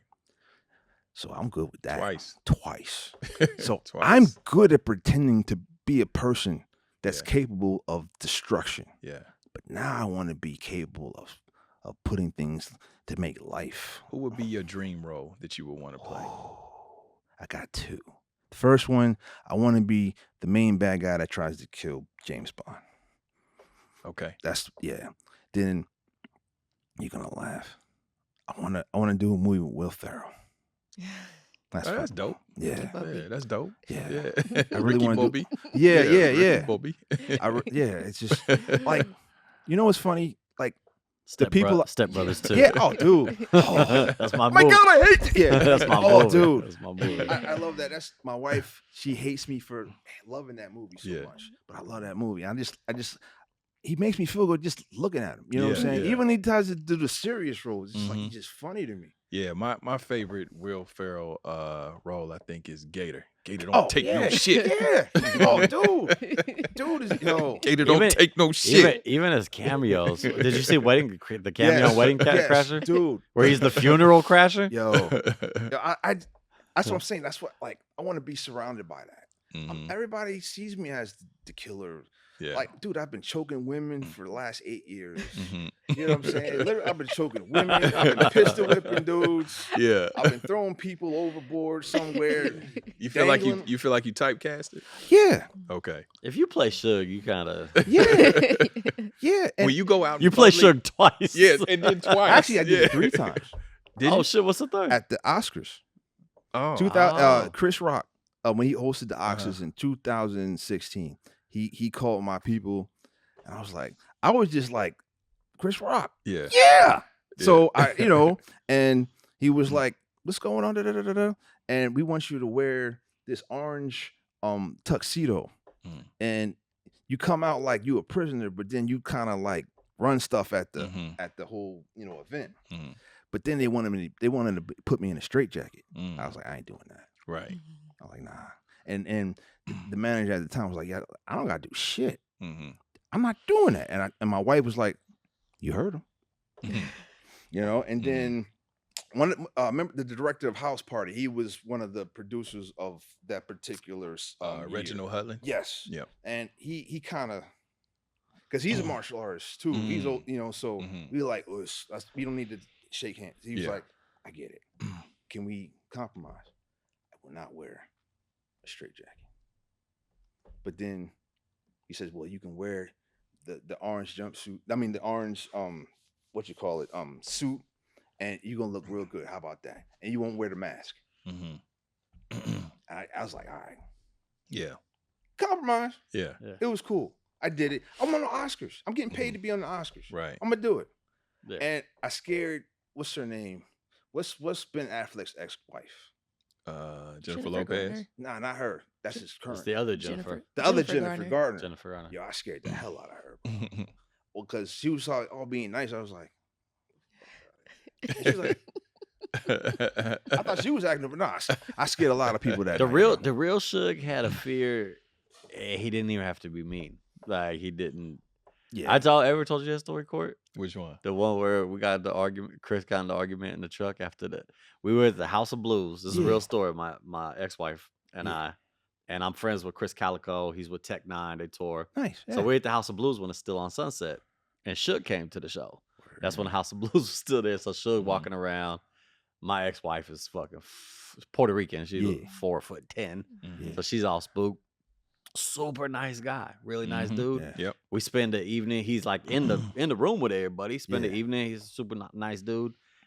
Then we're gonna go out to dinner. I pulled a truck around to pick Chris up. Him and his wife. We're gonna go to dinner. They just finished the show. Yeah. He daps Tech up. Hey, I'm gonna go have dinner with Ken. Boom, we out. Yeah. On the way to dinner, Chris is in the back seat talking about how he's gonna do an album with Suge. Yeah. And him and his wife is arguing. She's like, no, like he's scary, he's dangerous. And Chris is like, nah, man, because you know we with all the Bloods and and Suge, and we're gonna do this. And they arguing, and she's like, Ken, will you talk some sense into him? And I'm like, he should do it. and then I got my ex-wife like, stay out of their fucking business. And then she buck, and it's all just because he was there. She's like, he didn't have to do anything to be menacing, really. And that's the thing about big dudes. Do we really have to move? Do we have to be that way? My acting coach is like, you don't have to do nothing. Yeah. I like last year, I lost 140 pounds. Mm-hmm. Oh shit. I was 340. I got down to like 200. Mm-hmm. And I did that because of health reasons. Mm-hmm. And I noticed when I was trying for different roles, I'm getting these same big dude roles. Yep. And I was like, what is this shit? And one in particular, it was young, oh shoot, I'm getting old. Young Rock. Mm-hmm. And I was supposed to play Farouk. I auditioned for Farouk. Mm-hmm. Now Farouk is 275 pounds at that time. Mm-hmm. I'm 204, right? Mm-hmm. So I'm like, look at him and look at me. What the hell am I supposed to do? Yeah. So and then my manager's like, just use swag. Mm-hmm. Use swag. I was like, all right. So I did the voice and everything. Mm-hmm. I mean, I know I ain't gonna get it, right? But just do it. Yeah. Because you never know. You never know. Don't miss blessings. I know when it comes to audition, I audition for everything. Right. Because you never know what blessing you might That's get. Right. So that's what that taught me something. But then I was starting to get, people were saying like casting, like he doesn't look intimidating enough. Mm. And I was like, you really think I ain't intimidating? Sure. Yeah. I was like, I scared millions of people, and you saying I really can't be that way, really? You know, like I want to get that dude in one, like by himself, like chill with me for a minute. We'll see. You know, so but, and then I was just like, all right, I got to do something. So I started lifting heavy, eat more protein. So I put on some muscle and stuff like that. And now I got this film I'm doing, and I'm just trying to get a little tighter. But let me ask you real quick. Who do you think is better? So I'm gonna play this little martial art game with you. Who you think is better, Jackie Chan or Jet Li? Jackie.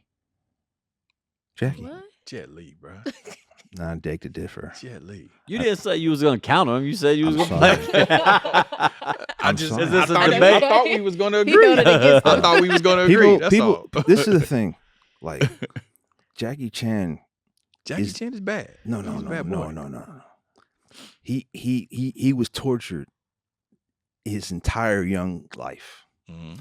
That Peking Opera School stuff, that's like worse than boot camp. Mm-hmm. They literally do break you, physically and emotionally and spiritually. Mm-hmm. And for him to do that, you know, I mean, such a nice guy too. Exactly. Where you have Jet Li. Now Jet Li, he was a very he has a strong style, very strong. Yep.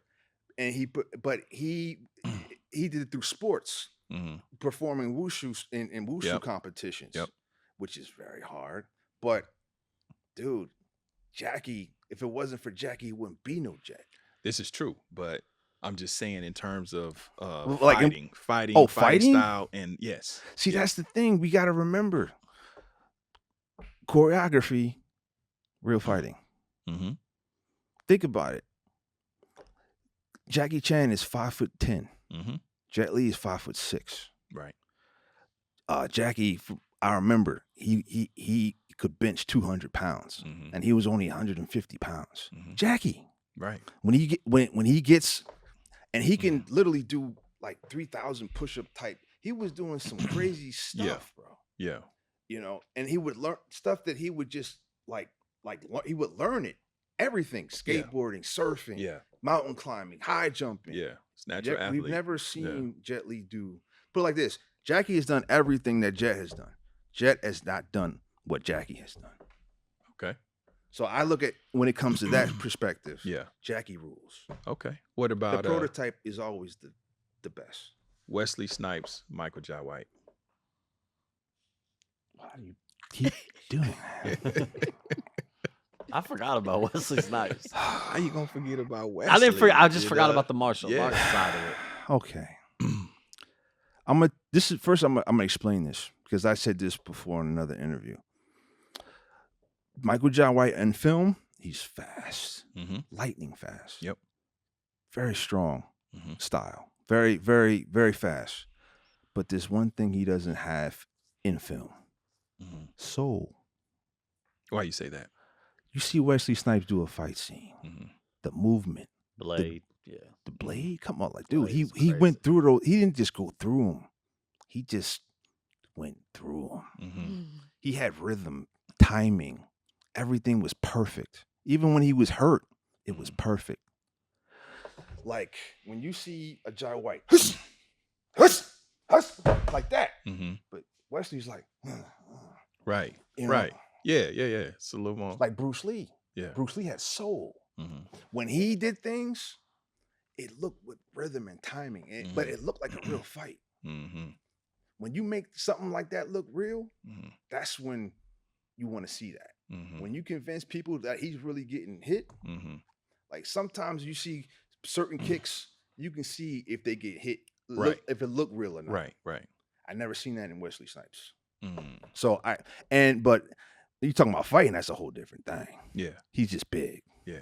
But fighting, even with fighting, But, I think Michael Jai would take Wesley. I think because he's bigger. But it all depends because I think Wesley is really good in ground fighting as well. And when it comes to ground fighting, it don't matter what weight. I've been submitted by a 115-pound man. Yeah. The technique. Yeah. Yes, He got me in a heel hook, and then he got me in the arm bar. He using his entire body on my arm. And when you have all that momentum, you ain't going nowhere. You know what I'm saying? Yeah. So it's like, and it's not a thing. It's just I look at certain things. It's like, but you're looking from a trained eye through a trained yeah. lens too. See, it's like, and that's the thing. I remember when Roger Mayweather always say, niggas don't know shit about boxing. People don't know fighting because, like, all right, let's say me and you fight. Let's on the street, right? Yeah. Now, you got your hands up. Yeah. Now, I want you to give me your thumb. Give me your thumb. Oh, you now? Yeah. Don't break this No. motherfucker. No. All right. Boom, you got me. Yeah. What you said you was fight? You said fight. You ain't say box. Right. That's the difference. Yeah. I'm not gonna do the honorable thing. Right. Dude, this is just cartilage and skin. Yeah. I can rip this off you. Yeah. I didn't know. Yeah. I'm going to literally bite you. Yeah. Not like this. I'm like, Yeah. I'm gonna bite the skin off you. Yeah. If you have hair, never talk shit if you got hair. Yeah. If you got a lot of hair, I'm going for it. Yeah. I'm gonna rip it out of your freaking scalp.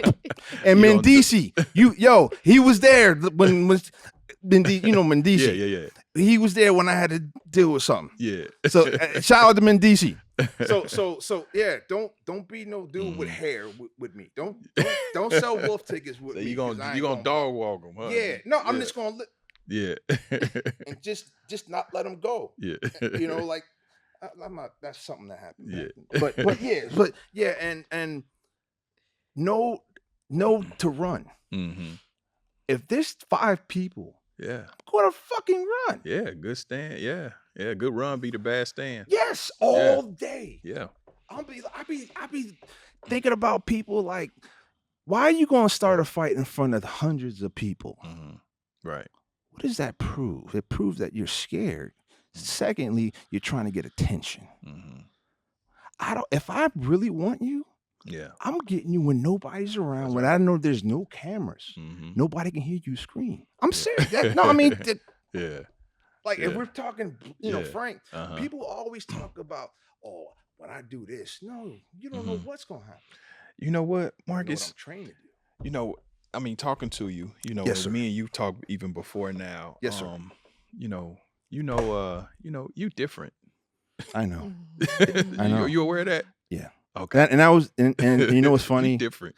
My brother and I, we talked about that this last week, and it's like I've always been different. Yeah. And it really kind of I want people to understand me.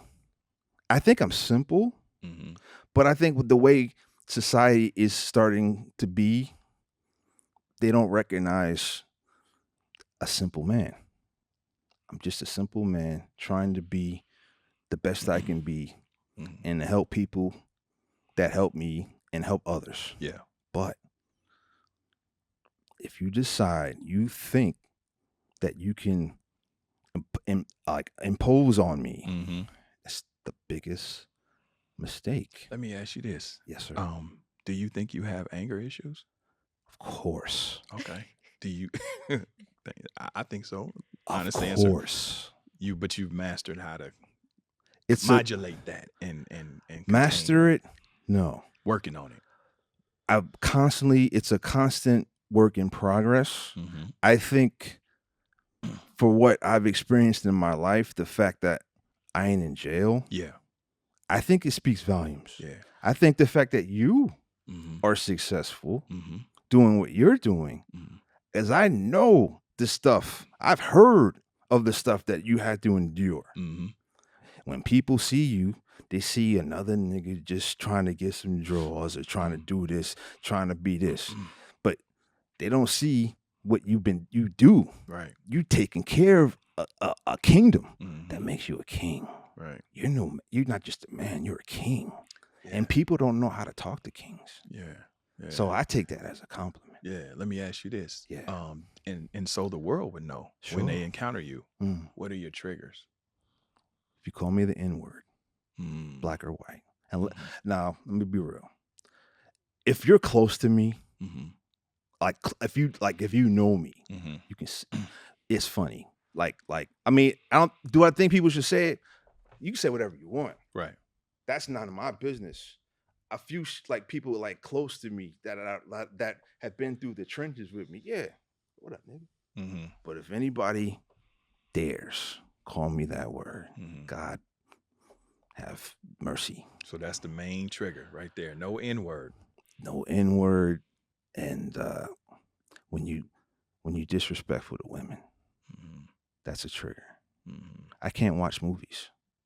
After Rosewood, remember that movie? Oh yeah. Oh, that was a super trigger. I couldn't. Rosewood used to I literally could not watch any type of movie like that after. I never seen Hotel Rwanda or any Tears of the Sun or Crash. And Terrence Howard, I worked with him, and he's a great guy, so smart. And he was telling me certain things to be a better actor because we were connecting.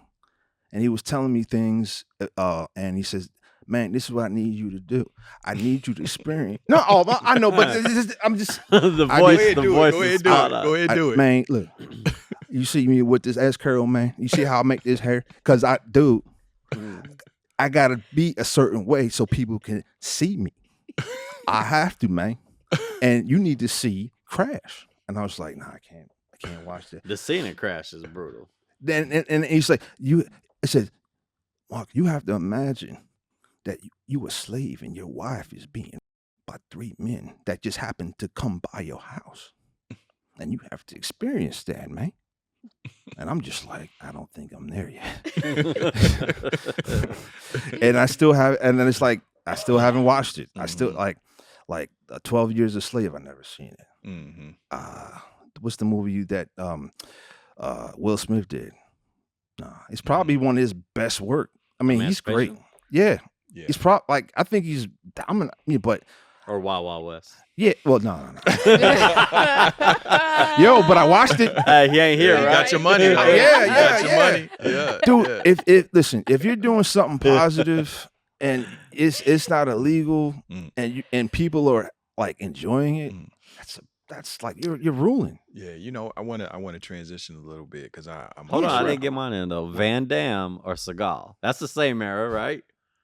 yeah, that's a good Hey, comparison. Van Damme was the king of the late Van 80s, Damme, early he could 90s. do the splits too. Okay. Bloodsport, Remember, kickboxer. Is he a fighter? No, but he's very strong. He's a lot stronger than people think he is. Like he can probably pick you up and scoop you down, and his legs are very strong. If he kicks you, you're done. But other than that, you know, I mean, Chuck Zito knocked him out like in 1998. You know, but if he can like not be afraid and fight, it'd be an issue. But he's really small, but he's very strong. Yeah. You know, some people just have that like strength. Yeah, the strength. Yeah. He has that strength. Right. You know what I'm saying? Chuck Norris that dude? Yeah. Chuck. Now, I think Chuck can whoop a lot of dudes. He used to train with my teachers. He'd be one of the few, you know, Caucasian dudes to train in the hood. You know, him and Bill Wallace, Superfoot Wallace, he would come to the hood and train. What about Scott Atkins? He's at another level. Yeah.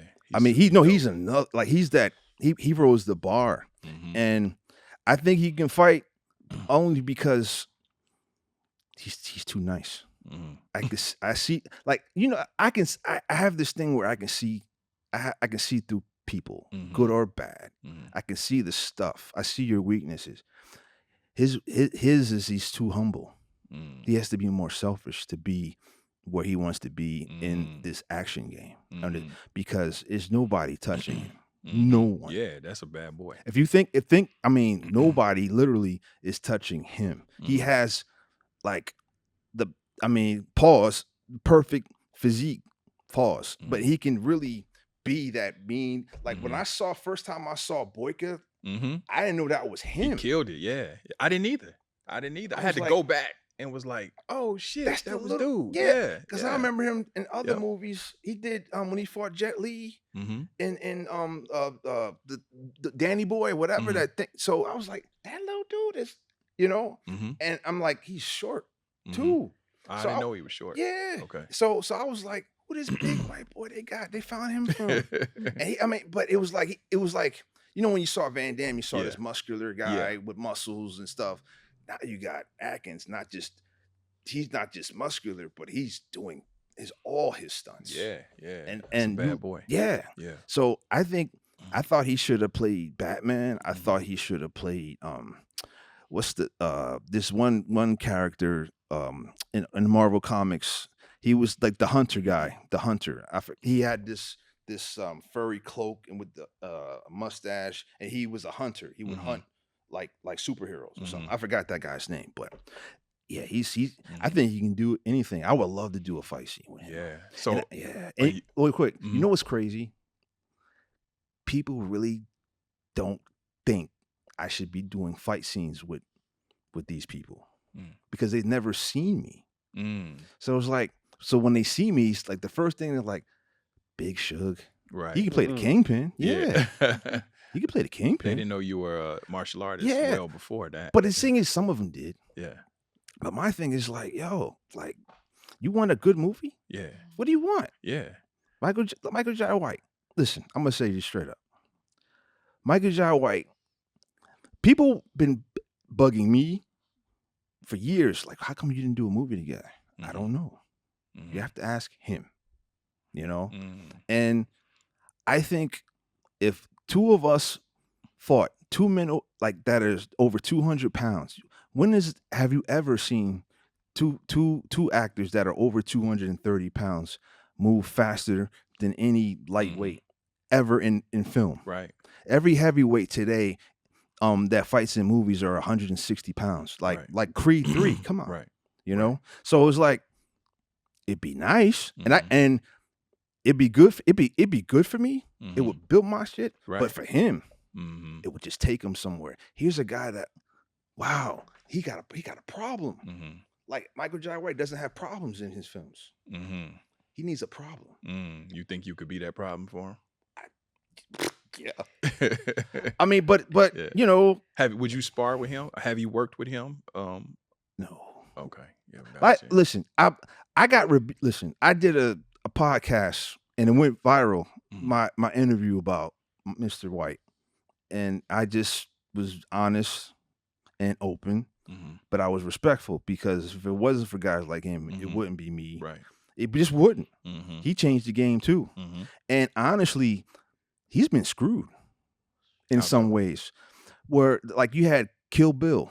He had one of the best fight scenes with David Carradine, but they put it in the DVD like extra. Yeah. No. And then there's some films, TV shows he did. He did Arrow, where he was playing Tigra, and he was supposed to do.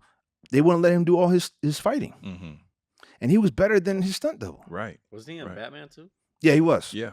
And a talent like Michael Jai White, not being able to fight Batman. So what did you say about him that went viral that ruffled feathers? Because you sounds like you giving him props to me. No, just the thing. I know him. We've known each other for about 13 years, and I don't agree with some of the things he says about film. I don't think I'm gonna say that anymore. Okay. Out of respect for, and I got rebuked by one of the masters, and I have this thing about I respect my people that came before me. I'm not gonna disrespect, but we have difference of opinion in certain things, and that's just how it is. And there's certain things referring to what Film. technique fighting on film. Oh no, like film. Okay. It's just film. It's like he sees things that he thinks won't work. Okay. But I know they're going to work.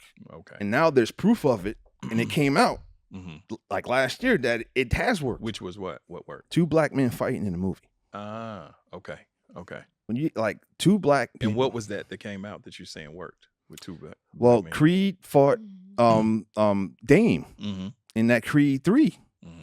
Because he would say, where do you see he had a point in some degree. It's like, where do you see 2 black guys fighting in the film? I said, well, you played Mike Tyson. And he's like, okay, but in the other type of film where it's like espionage or like where I'm like, well, why don't we do one? Right. That's all and it wasn't, and the thing is, when you see 2 black men like us talk, they always make an assumption that we going about to beef up. Right. No, we were talking. We weren't arguing. Right. That's it. It's Right. like, Exactly. like, come on, man. Do I want to, okay, honestly, and people getting bravado, listen, I don't think most people can beat me if it's life or death. Yeah. Because I'll do what I do. I'm not going to die. But do I want to fight a 55-year-old man? No. Would I want to fight him 30 years ago? Would have been cool. But he chose a different route. He said, you know what? I'm going to be an actor. Right. I'm going to study. Right. And look at what he's become. Yeah. It's one of the, like, he is that guy. Right. He could have easily been a pro football, pro anything in sports. He could have been a world champion fighter. We don't know. But now he's doing this, and I respect that because of seeing him made me better. Right. But it's just, it's sad that we can't. That's all. The fans don't get what they want to get. Maybe you will. Listen, maybe you will. Yeah. I like to see it because Mike is my man. And people have been that's my telling guy. me for years, like, how come y'all don't? Yeah. And I don't. And it's funny. I defend him when dudes, when other folk talk. About him. Right. Yeah. Like now, like, yeah, I'm not gonna put that's no brother under the bus. Yeah, it's like we talking family business, but I ain't gonna let you talk about exactly. it. Yes. Yeah. So it's like, it's like, and I love his wife because Jillian is she's an angel, and I think it makes him better. She's dope. Like my wife made me better. Yeah, you know what I'm saying. So same with me. Yeah. So it's just like when you say certain things about people, your opinions is one thing, but the people not here to defend themselves. I got what you're saying. Transition a little bit. Us coming out of mental health awareness month. You know, sir. Yeah. Depression. Yeah. I know that's something that's near and dear, a subject. Oh, very much. Have you? What have you dealt with depression? Have you had to battle that and overcome that, or it's just maybe family members, or how has that touched your life? I found out. Well, at 9 years old, I realize I had I was clinically depressed, bipolar, um, severe anxiety, really, really like a hard HDHD, a spectrum of autism, and dyslexia. But I didn't know that. It's like, why am I crying? Why am I breathing hard? Why am I feel like my chest is about to explode? Why am I shaking when people are coming around me? I don't know why. I didn't know why. And it's like I want to ask, but then like you're afraid to ask because then you see how other people and you see their reactions to other people. So I'm like, I'm just I don't know what to do. So I'm depressed all the time, and I don't know why. It that was the thing. It was like I don't know why I'm like I want to find out why am I like this, and why does it it's so hard for our people to acknowledge what's happening. Like we have been through so much. It's natural. It was going to happen. It's generational things that are building up. Just in any the Jewish community. I'm like, dude, they went through them years was crazy. Yeah. Of course they gonna, so imagine 400 years of that. Yeah. Like, dude, they were throwing us overboard. If they wanted to rape us, they did. If they wanted to bunk us, they did. You know what bunking does? Yeah.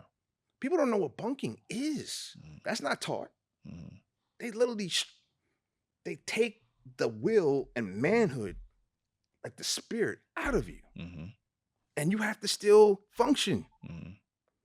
And it's like people are trying to normalize that now. You think that's where your depression precipitated from? For me, now that I think about it, I think when my father became the mayor of our city, because I remember the early 80s. Yeah, and now you know how old I am. At the early 80s, it was fun, but there was sometimes I didn't know why I was feeling a certain way, but you went through it. And when everything changed when my father was in politics and my mom got, elevated to her positions.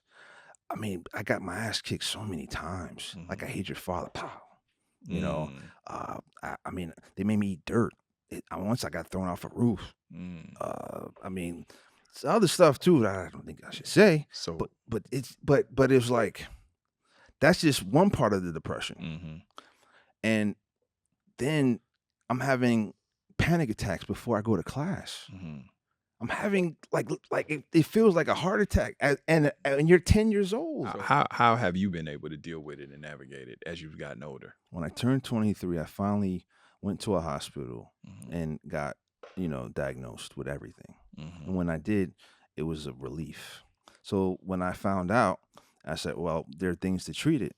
So I've been through just about almost every pill there is, and I'm talking about all types of different medications where I couldn't sleep, but I couldn't stop shaking. That was wrong. Or like Zoloft, which for what it did to me, it takes everything off. Everything. I have no energy, no will. I'm just a zombie, and I had to find, it took me years to get the right medications. It took the right doctors, but eventually once I did, it started to work. And then I become an actor and I'm traveling all the time. So how do I do that? Because you have to, certain things are, narcotics like Adderall. Right.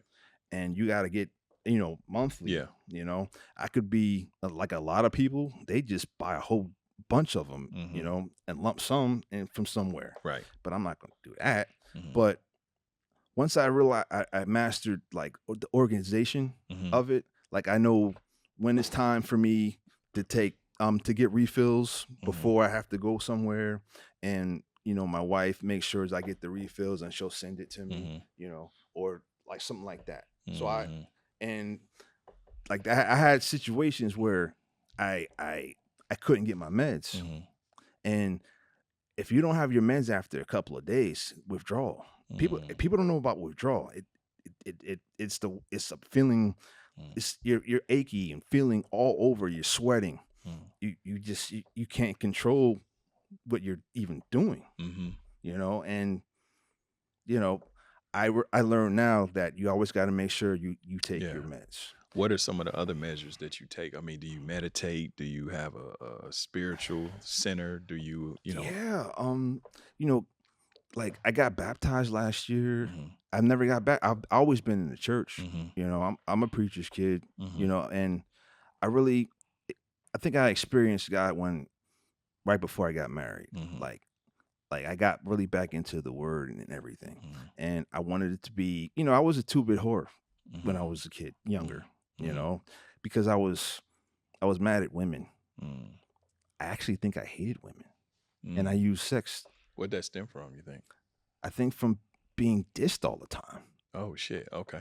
Yeah. Because I was a short, fat kid. Okay. With man boobs. Oh shit. And hips. People thought I was a girl. I swear to you. I remember. I'm sorry, I don't mean no. to laugh. I laugh at it. I was at a barbershop, and this little bastard of a kid, this little bastard said, "No, he can't. He said it's my turn. That's a girl. She's supposed to go to a salon." And I was just like, "Wow, damn, yeah, you little shithead," you know. Damn. But yeah. So you know, You had a pretty traumatic childhood. Oh man, like if bullying, they thought you was, it's real. Like, it's real. It's crazy. Damn.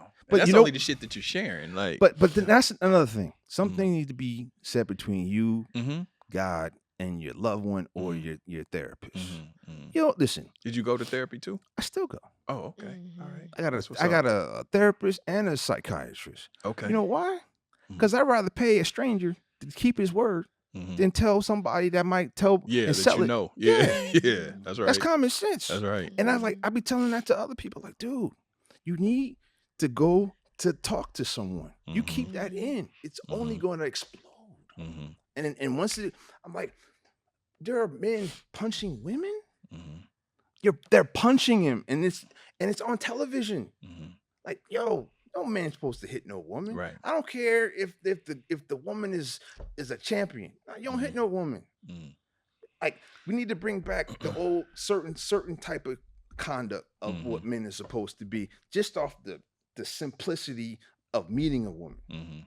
Open the door, say hello. If she mad, say respectfully, I'm gonna go. But have a good day. There's no need to be like, bitch, this. I'm like, nah. Yeah, that's sucker shit. That shit is whack. That shit weak as shit. Yo, yeah. I hate soft dudes. I feel when I'm around soft dudes, I feel like I'm gonna catch what they got. That's what I feel like. So I have to be in certain situations where I feel like, yo, I'm feeling my spidey senses tingling. I'm feeling like, yo, I'm gonna get some. I'm like, I won't be able to stand when I piss. Like, no backbone and some shit. Yeah. You know, like I come.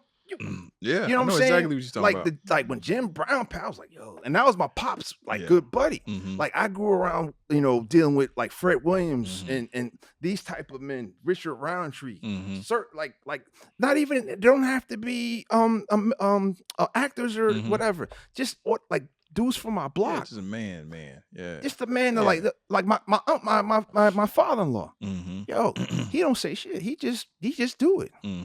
That's it. He's still working. Yeah. I'm trying to get him to retire. He don't care. He's like, I'm good. Yeah. I'm good. Yeah. It's just like that. Right. Just do it. People talk too much. Yeah, they do.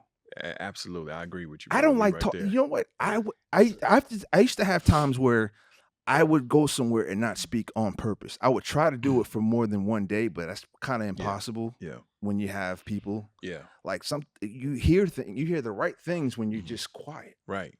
You know, and that's part of my therapy. Yeah. And, how do you navigate all of those things? I guess being in the business, because you have to deal with so many personalities, you have to deal with levels of bullshit. You have to, then you're acting, you're being you, but then you're being these other characters, and how do you keep all of that in perspective with obviously, and I don't mean this to sound like disrespectfully, but with a level of mental I don't want to say illness, but Dude, I deal with mental illness. Okay, yeah. So I'm tired of people saying there's nothing wrong, because most of us are. We're just not, to a level. All of us, no, all of us are damaged to varying degrees. There's different levels of mental health. Yes, I'm in therapy. This is true. Acknowledge that so you can get better. That's the thing. We need to acknowledge it to get better for ourselves. We can help our families, and then all of a sudden we have a more productive things. You got kids now making their own stuff and making money doing it because they had support saying, like, you know what, you can do this. Right. I wish I had that like that. You know what I'm saying? It's like we need more acknowledgement of what we deal with. Yeah. And mental health is that. And I'm, for one thing, I'm trying to help raise that to level of mental health awareness. We have people. There's too many people. There's people that are in their 40s or 50s, literally don't have a job because they're so damaged and scared just to get up because something might have happened to them. Right. There are dudes still going through stuff because they were raped by their uncle. Right. I mean, men that are titans, like I know some brothers that were saying stuff to me. I'm like, I understand. Right. And they're like this, and like they can literally rip your head off. Does the depression, you ever feel like the mental illness gets in the way, or does it help with your career, with your acting? This is the truth. When the things that I've gone through, I felt that made me stronger than everybody else. It made me tougher. It made me like I had a superpower. You learn how to channel it. Yeah. It all came to one point where it's like I deal with all this stuff, and then I still deal with it and give a great performance. So if I can do that when I'm in pain or misery and I'm feeling hopeless, imagine that means I can do so much more. And that made me. It was like my acting coach. She says, Marcus, you need to be selfish. And I was like, what does that mean? He's like, when it comes to your craft and what you're doing, you need to put yourself as a priority. Stop trying to help people.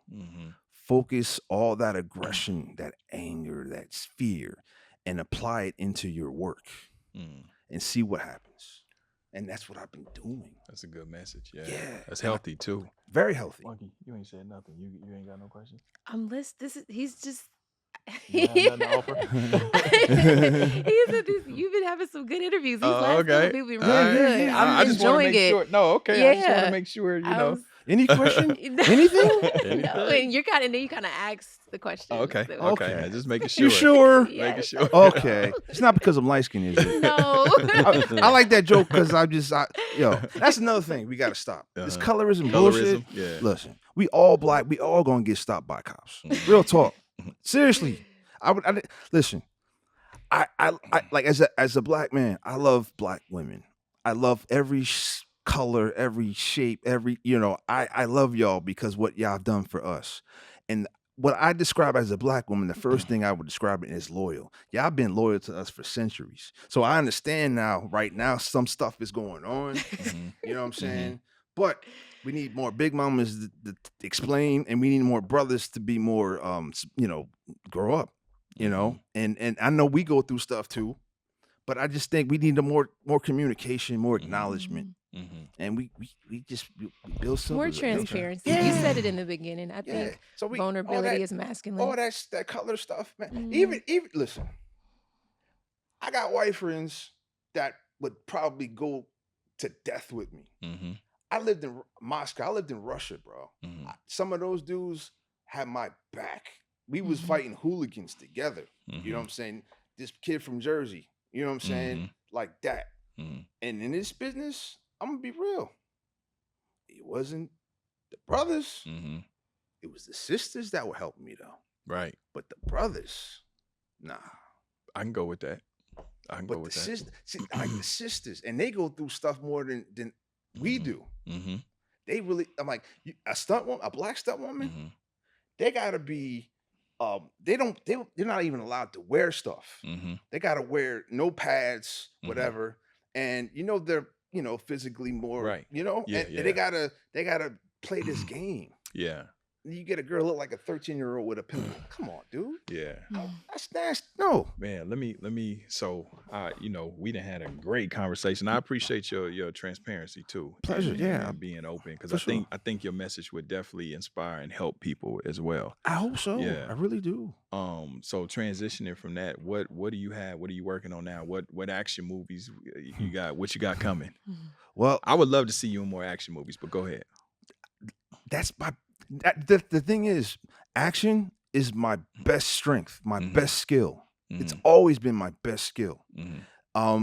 But doing drama has helped my acting a great deal.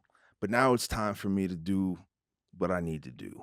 I want to do it for a while to say, you know what, there's about at least 30 movies that he killed. Like, you know, maybe I get Oscar nominated for one of those joints. So I am doing an action film, an action thriller. We start shooting in August. It's called The Bouncer. It's kind of like a little bit like Roadhouse, but more serious. Roadhouse is a classic. Yeah, man, we could talk. Man, man. You gonna have to come back, and we just gonna I'm have down. a flashback of that. Patrick Swayze. 80s in it. Yeah, dude. Roadhouse. Come on, dude. Yeah, trust classic. me. Benny Urquidez was his teacher. Yeah, but anyway, yeah. They're So brothers from another. Oh no, yeah, no, dude. Yeah, real I'm talk. serious, real talk. Only children. I actually only want to see him as Suge Knight. Right. Like Thank Master P does his film when he has to go sit with Suge. It's him. Yeah, Bro. that's right. That's Oh, right. yeah. Guess That's what? right. He just dead keeps ass. showing up Yes. as Suge in every movie. Guess what? All the Shugs, we're all tight. Yeah. No, we're all brothers. We're thinking about doing the You're the movie. only Suge to me. Yeah. Well, thank You know what I mean? No, that's But- real. No, I appreciate it, but Sean Ringo, he plays Suge in the Notorious, and Santana played in All Eyes on Me. We've all become brothers. Yeah. I want to see a picture of the three of y'all hanging out No, with the beards and everything. Yo, word is about this. Somebody approached me, was like, "Yo, we got a movie. We call it The Three Nights." An action film about An action Suge comedy Knight. or something. Suge You never know. Knight. Yeah. That'd be dope. It I mean, would be dope. Graceland, It'd be 3,000 fun. hours in Suge, Graceland. I bet Elvis. Suge would sign off on it too. Seriously, that's why I want to meet. I want to meet him Mm-hmm. because, like, yo, if it wasn't for him, yo, I don't think I would have been, Yeah. successful. Yeah. Because no matter what he's ever done, like his presence made me successful, Yeah. and I have to give respect for that. Yeah. Shout out to Suge, I man. think Every he helped time a lot of people, honestly. Every time I met Suge, he was always pleasant, bro. You know what I think it Every is? time. He has a certain way. If he thinks you a punk, Like most he most gonna- people. and if you act like a punk, he gonna treat you as such. Yeah. He gonna try it. Yeah. like if you like a he bitch, like you know, He you gonna be try that. it. Yeah. Yeah. Like I'm kind of like, and I used to be. I was one of those dudes. If we were in a club and it was just me and a homie, and there'd be a group like 10 guys all together, got sunglasses, and it's dark in there. They're flirting with girls, trying to be extra bravado, and they look at me, whatever. And I was like, why are you wearing sunglasses? Are you stupid or something? Like, can you spell it? Yeah. Like, yo, look what you're wearing. Look how you're looking at me. Yeah. I'm feeling kind of a certain way. Like, what, you mad? Yeah. Does that make you feel bad? That me, this middle class kid, is just disrespecting in front of all these girls? How does that make you feel? Do you feel small? What do you want to do about it? Not that. And my friend is laughing because we've done that shit before. And they do the extra like I'm like, you're just talking. I'm right in front of you. All you have to do is just touch me. I don't have to be bravado. Yeah. Listen, that was I'm gonna say this, I'm gonna be quick. When I did fighting, even on the street or in the ring or the cage, I wanted people to think I was the most lamest person in the world. I would purposely wear corny clothes and wear glasses and speak very, very proper because I wanted them to have a sense of serious power. Yeah. I wanted them to feel their strongest. And as soon as I get in the ring, and it happened just about every time, we do the stare down. And I'm very good at that because I really want to kill you. I want to say this is the only time I can get away with murder. and I feel good. And some of those guys were cops, so I really wanted to hurt them. Yeah. But then you know what it feels like to take a man's, like manhood or take his will. It's hard to describe. The best feeling you can ever have is when you can control someone else's will. Mm-hmm. That makes you feel powerful, and that's what it made me feel. And then the like a gladiator, the crowd ignites me. I'm performing, but then I'm really just doing what you thought I couldn't do. Mm-hmm. So this is what you deserve. I'm giving you what you wanted. Mm-hmm. You wanted this, so I am so blessed to give it to you. And that was how it was, like an acting thing for me. That's why I got my theater from that. Yeah, and it applied. Mm-hmm. So that's man. I mean, anybody can be an actor if you really want to pretend. Yeah. You just do it. That's a good message. Thank I you, think sir. people would take a lot from that. Such a friendly way It's to weird end. because it's like some people that claim this and that. Yeah. If I say something, they think I'm crazy. Yeah. I'm not crazy. I know exactly what I'm doing. Mm-hmm. I'm not flipping out. I will never say I'm out of control. No. Mm-hmm. I know exactly what I'm doing. I'm controlling the outcome. Mm-hmm. But I swear to God, I ain't never started a fight in my life. Mm-hmm. Never. But I will. And they go to the hospital. I can't do that no more. Mm-hmm. So no, I can't. Yeah. No more of that shit, man. And I'm registered. I've been registered since I was 20. Oh wow. Yeah. Okay. Man, So- we got to train, man. I'm trying to train with you, let's bro. have fun. Let's do it. Yeah, let's anytime, do it. Anytime. Do it. Yeah. Anytime. How long you out here now? I'm like 2 weeks or so. Okay, if you got, I know you working and shit, but if you get time, Dude, man, let's I'll get make something time, in, bro. But I Yeah. remember I said that I was like, You yo, did. let's You did. do it, man. Yeah, yeah. And we can train and Yeah, you and can show break me a bread. couple brother. things, bro. Because And I love doing that. I haven't done it in years, man. You Dude, know, it comes. Yeah. Is when Yeah. when you need it, it Yeah. will come. I remember the wrist locks and the joint locks from Aikido. And that's another thing. I never forget those. People don't even think about wrist locks. Yeah, yeah. Dude, still I use remember wrist them. locks in BJJ. Yeah. And they'd be like, what are you doing? I'm winning. He said, "I'm winning." I'm winning.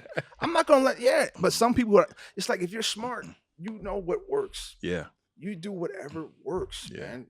You learn everything you can. yeah. It ain't the style, it's the practitioner. Exactly. I'm always going to say that. I wish they had more real boxers in these YouTube. Like I wanted to fight the older brother. Who's that? The Paul brother, Jake yeah, Paul? the Paul, yeah. Oh, I would love to fight you, Paul. Logan Paul. Hey, Jake there it Paul. is. There's the invitation. But right he ain't there. gonna fight me because you know why? Because it's like, what if he beats me? Because I'm not gonna take a dive Yeah, ever. yeah. Like a lot of those. You a think lot they're of hero- taking? You think they're taking dives? Yes. What? Because was it what He has. They that not- knockout they said was a dive? Listen to me. What's his name? Why am I forgetting his name? Tehran. Yeah, yeah, yeah. Mhm. And that's my boy. Mm-hmm. yeah. We never talked about that, and I won't talk about it. Mm-hmm. But I'm gonna say this. But you think it's a dive? You just I'm not said gonna it. say that, Mm-hmm. but I'll say this: they have never fought a legitimate boxer. Right.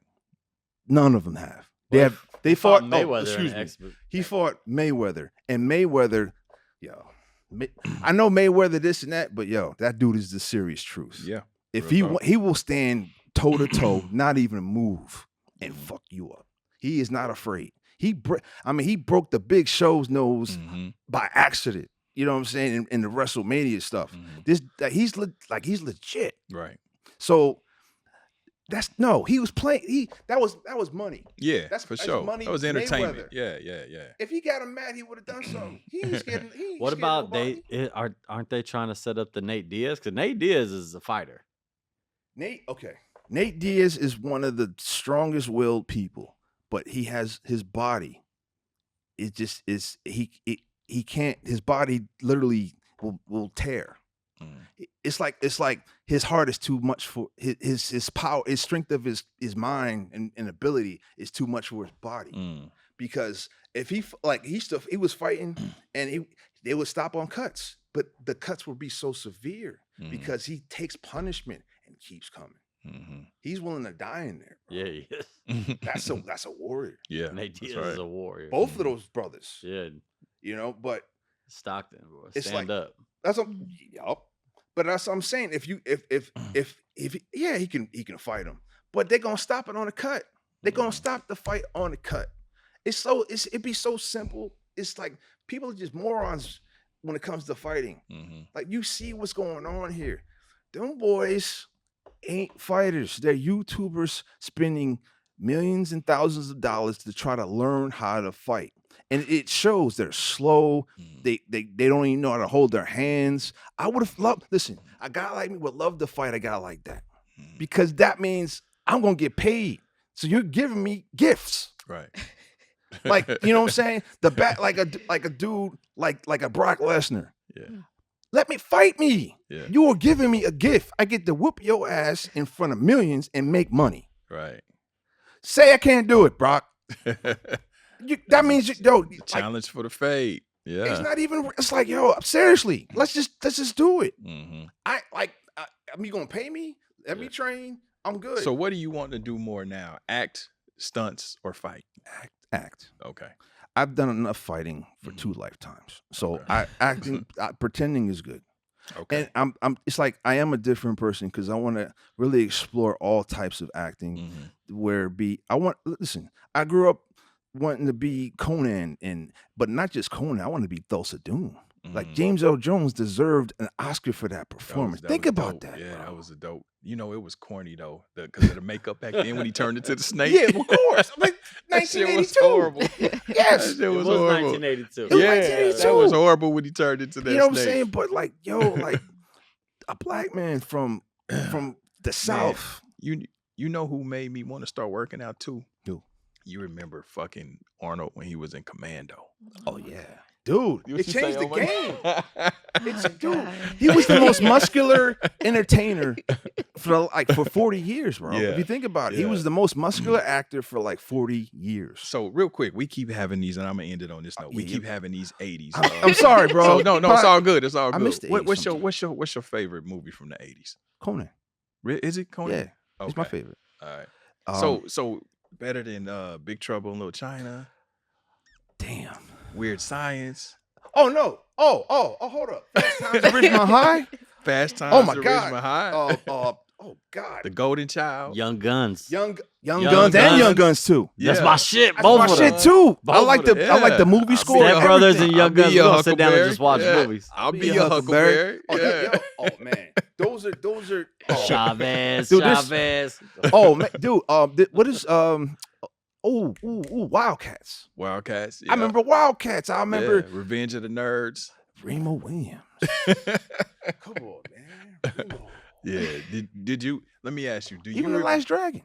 Last Dragon. Yeah, Last Come on. Dragon. Yeah. Classic. Classic, bro. Timax. Yeah. Shout out to Timax. Yeah. Yeah. Who was it? You that I was watching when you did the thing with what's his name? With Big Jai. We did Black And I actually agree with whoever's theory it was that maybe Sho'nuff's not the bad guy. Yeah. You could be right. He came up with a whole other scenario of that. Yeah, I did the show. Shout out to Big John. That's what's up. Blackbusters. Yeah. Yeah. But I was just curious because we keep having these 80s moments. You know what I mean? We got to talk behind the scenes because Yeah. I could literally like people. All right, my first favorite of all time is Conan, but the second is The Godfather 1 and 2. Okay. That's Now, dope. for like I think Christmas, 2's better than 1. I'm gonna tell you this. Like Christmas Eve, Mhm. it was a thing. Me and my dad, Christmas Eve, would watch Godfather 1 and 2. Yeah. Every Christmas Eve, it was like the whole thing all the time. I still get choked up on. I don't really kind of celebrate Christmas like that no more because of that. Maybe you know what I'm saying. I just give money. You know what I'm saying. But that and then there's dude. What about A Christmas Story? Dude, come on. So hold on. Which Yes. one is better? A Christmas Story or what is it? Christmas Vacation. Elf. No, now. Christmas Vacation. Chevy Oh, Chase. Yo, that was a good one. Chevy too, Chase. bro. Christmas Chevy- Vacation. dude. Yeah. I I still that. watch that too every year when it Every come out. year when Yeah, it comes yeah. out. I watched yeah. it right on. It was a Max, so it's Yeah, HBO yeah. Max, and I was like, yo, when he had a fit and started. I love when he does those fits. Yeah. Motherfucker. Yeah. What's the uncle that pulled the That's right. RV up to And- the house? What's his face? Yeah. He What cracked. are He you talking cracked. about? How me you up. doing, Clark? Yeah. Hey, He said, Clark. Eddie? Yeah, said you're like Eddie. Hey, Clark, I got this metal plate in my head. Eddie? Yeah. He's like, Eddie? Like, yeah, Clark, don't worry about her. She's okay. But, I love that. I love those movies. Oh, classic, the North bro. Shore.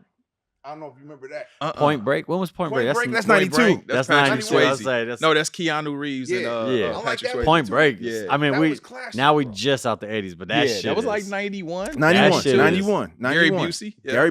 Gary Busey. Oh, Red Hot Lethal Chili Weapon. Peppers was in it too. Oh, yeah. There was the Yeah, surfers sure in the was. beginning. Yeah. Yeah. Lethal It was Weapon. who's the little? They were little War short dude? Child and all War that. Child, yeah. Yeah. He's like New Zealand. Yep. that Yeah. brother. Mhm. Yeah. And I thought he's American because he was Mhm. in Cyborg. Yeah. He played- Cyborg. Universal Yeah. Soldier? Jean-Claude. Yeah. Yeah. Remember Kickboxer. Universal? Yeah. Kickboxer. Universal Yeah. Soldiers. Remember that? Yo, Dolph? dude.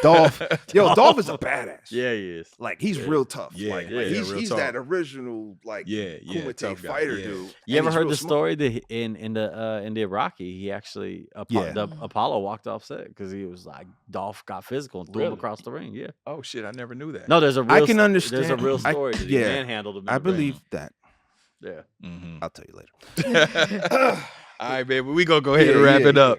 Hey, so listen, man. I appreciate you coming, brother. We're gonna have Thank to do you. this again. Oh, yeah. Next time we come, we gonna do some 80s and we gonna do some other shit. Word is bond, man, Yeah, and bring yeah. some pizza. I'm straight. Nah, Word is bond, man. ain't you trying to eat clean and keep it tight? That's tomorrow. Okay, it's a cheat day It's- when you yeah, come back. yeah, yeah. Well, technically in 10 minutes it Tuesdays. is tomorrow. So. Oh, that's true. Tuesdays. good. I kind of splurge a little bit. Hey, I got my yeah. I got my system. Now. It works Yeah. for me. Let me. Yeah.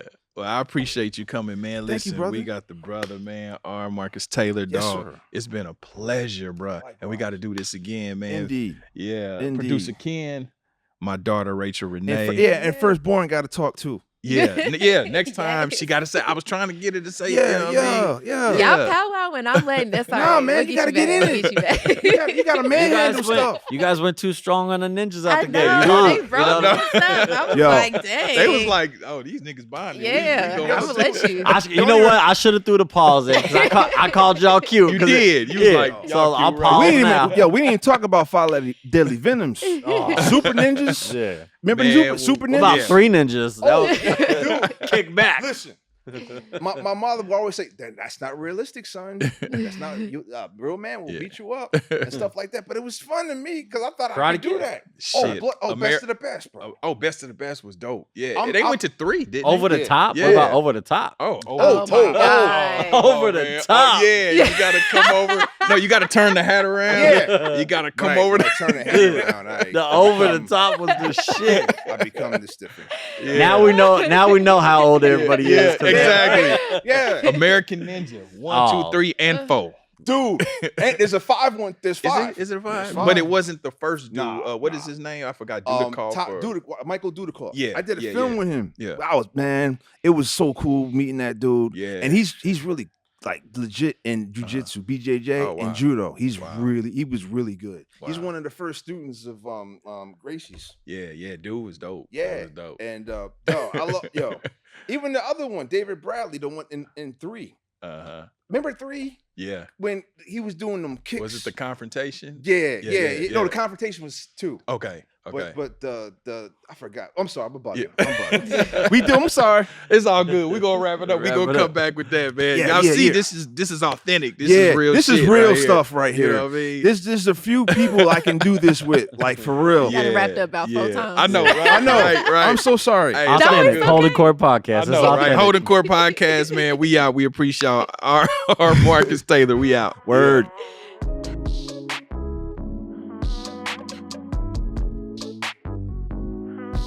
I'm holding court, it's standing trial. Why ain't I see you round back when I was down? Karma's on the way. What goes around comes around. Karma's on the way. There's nothing you could do now. You gotta pay.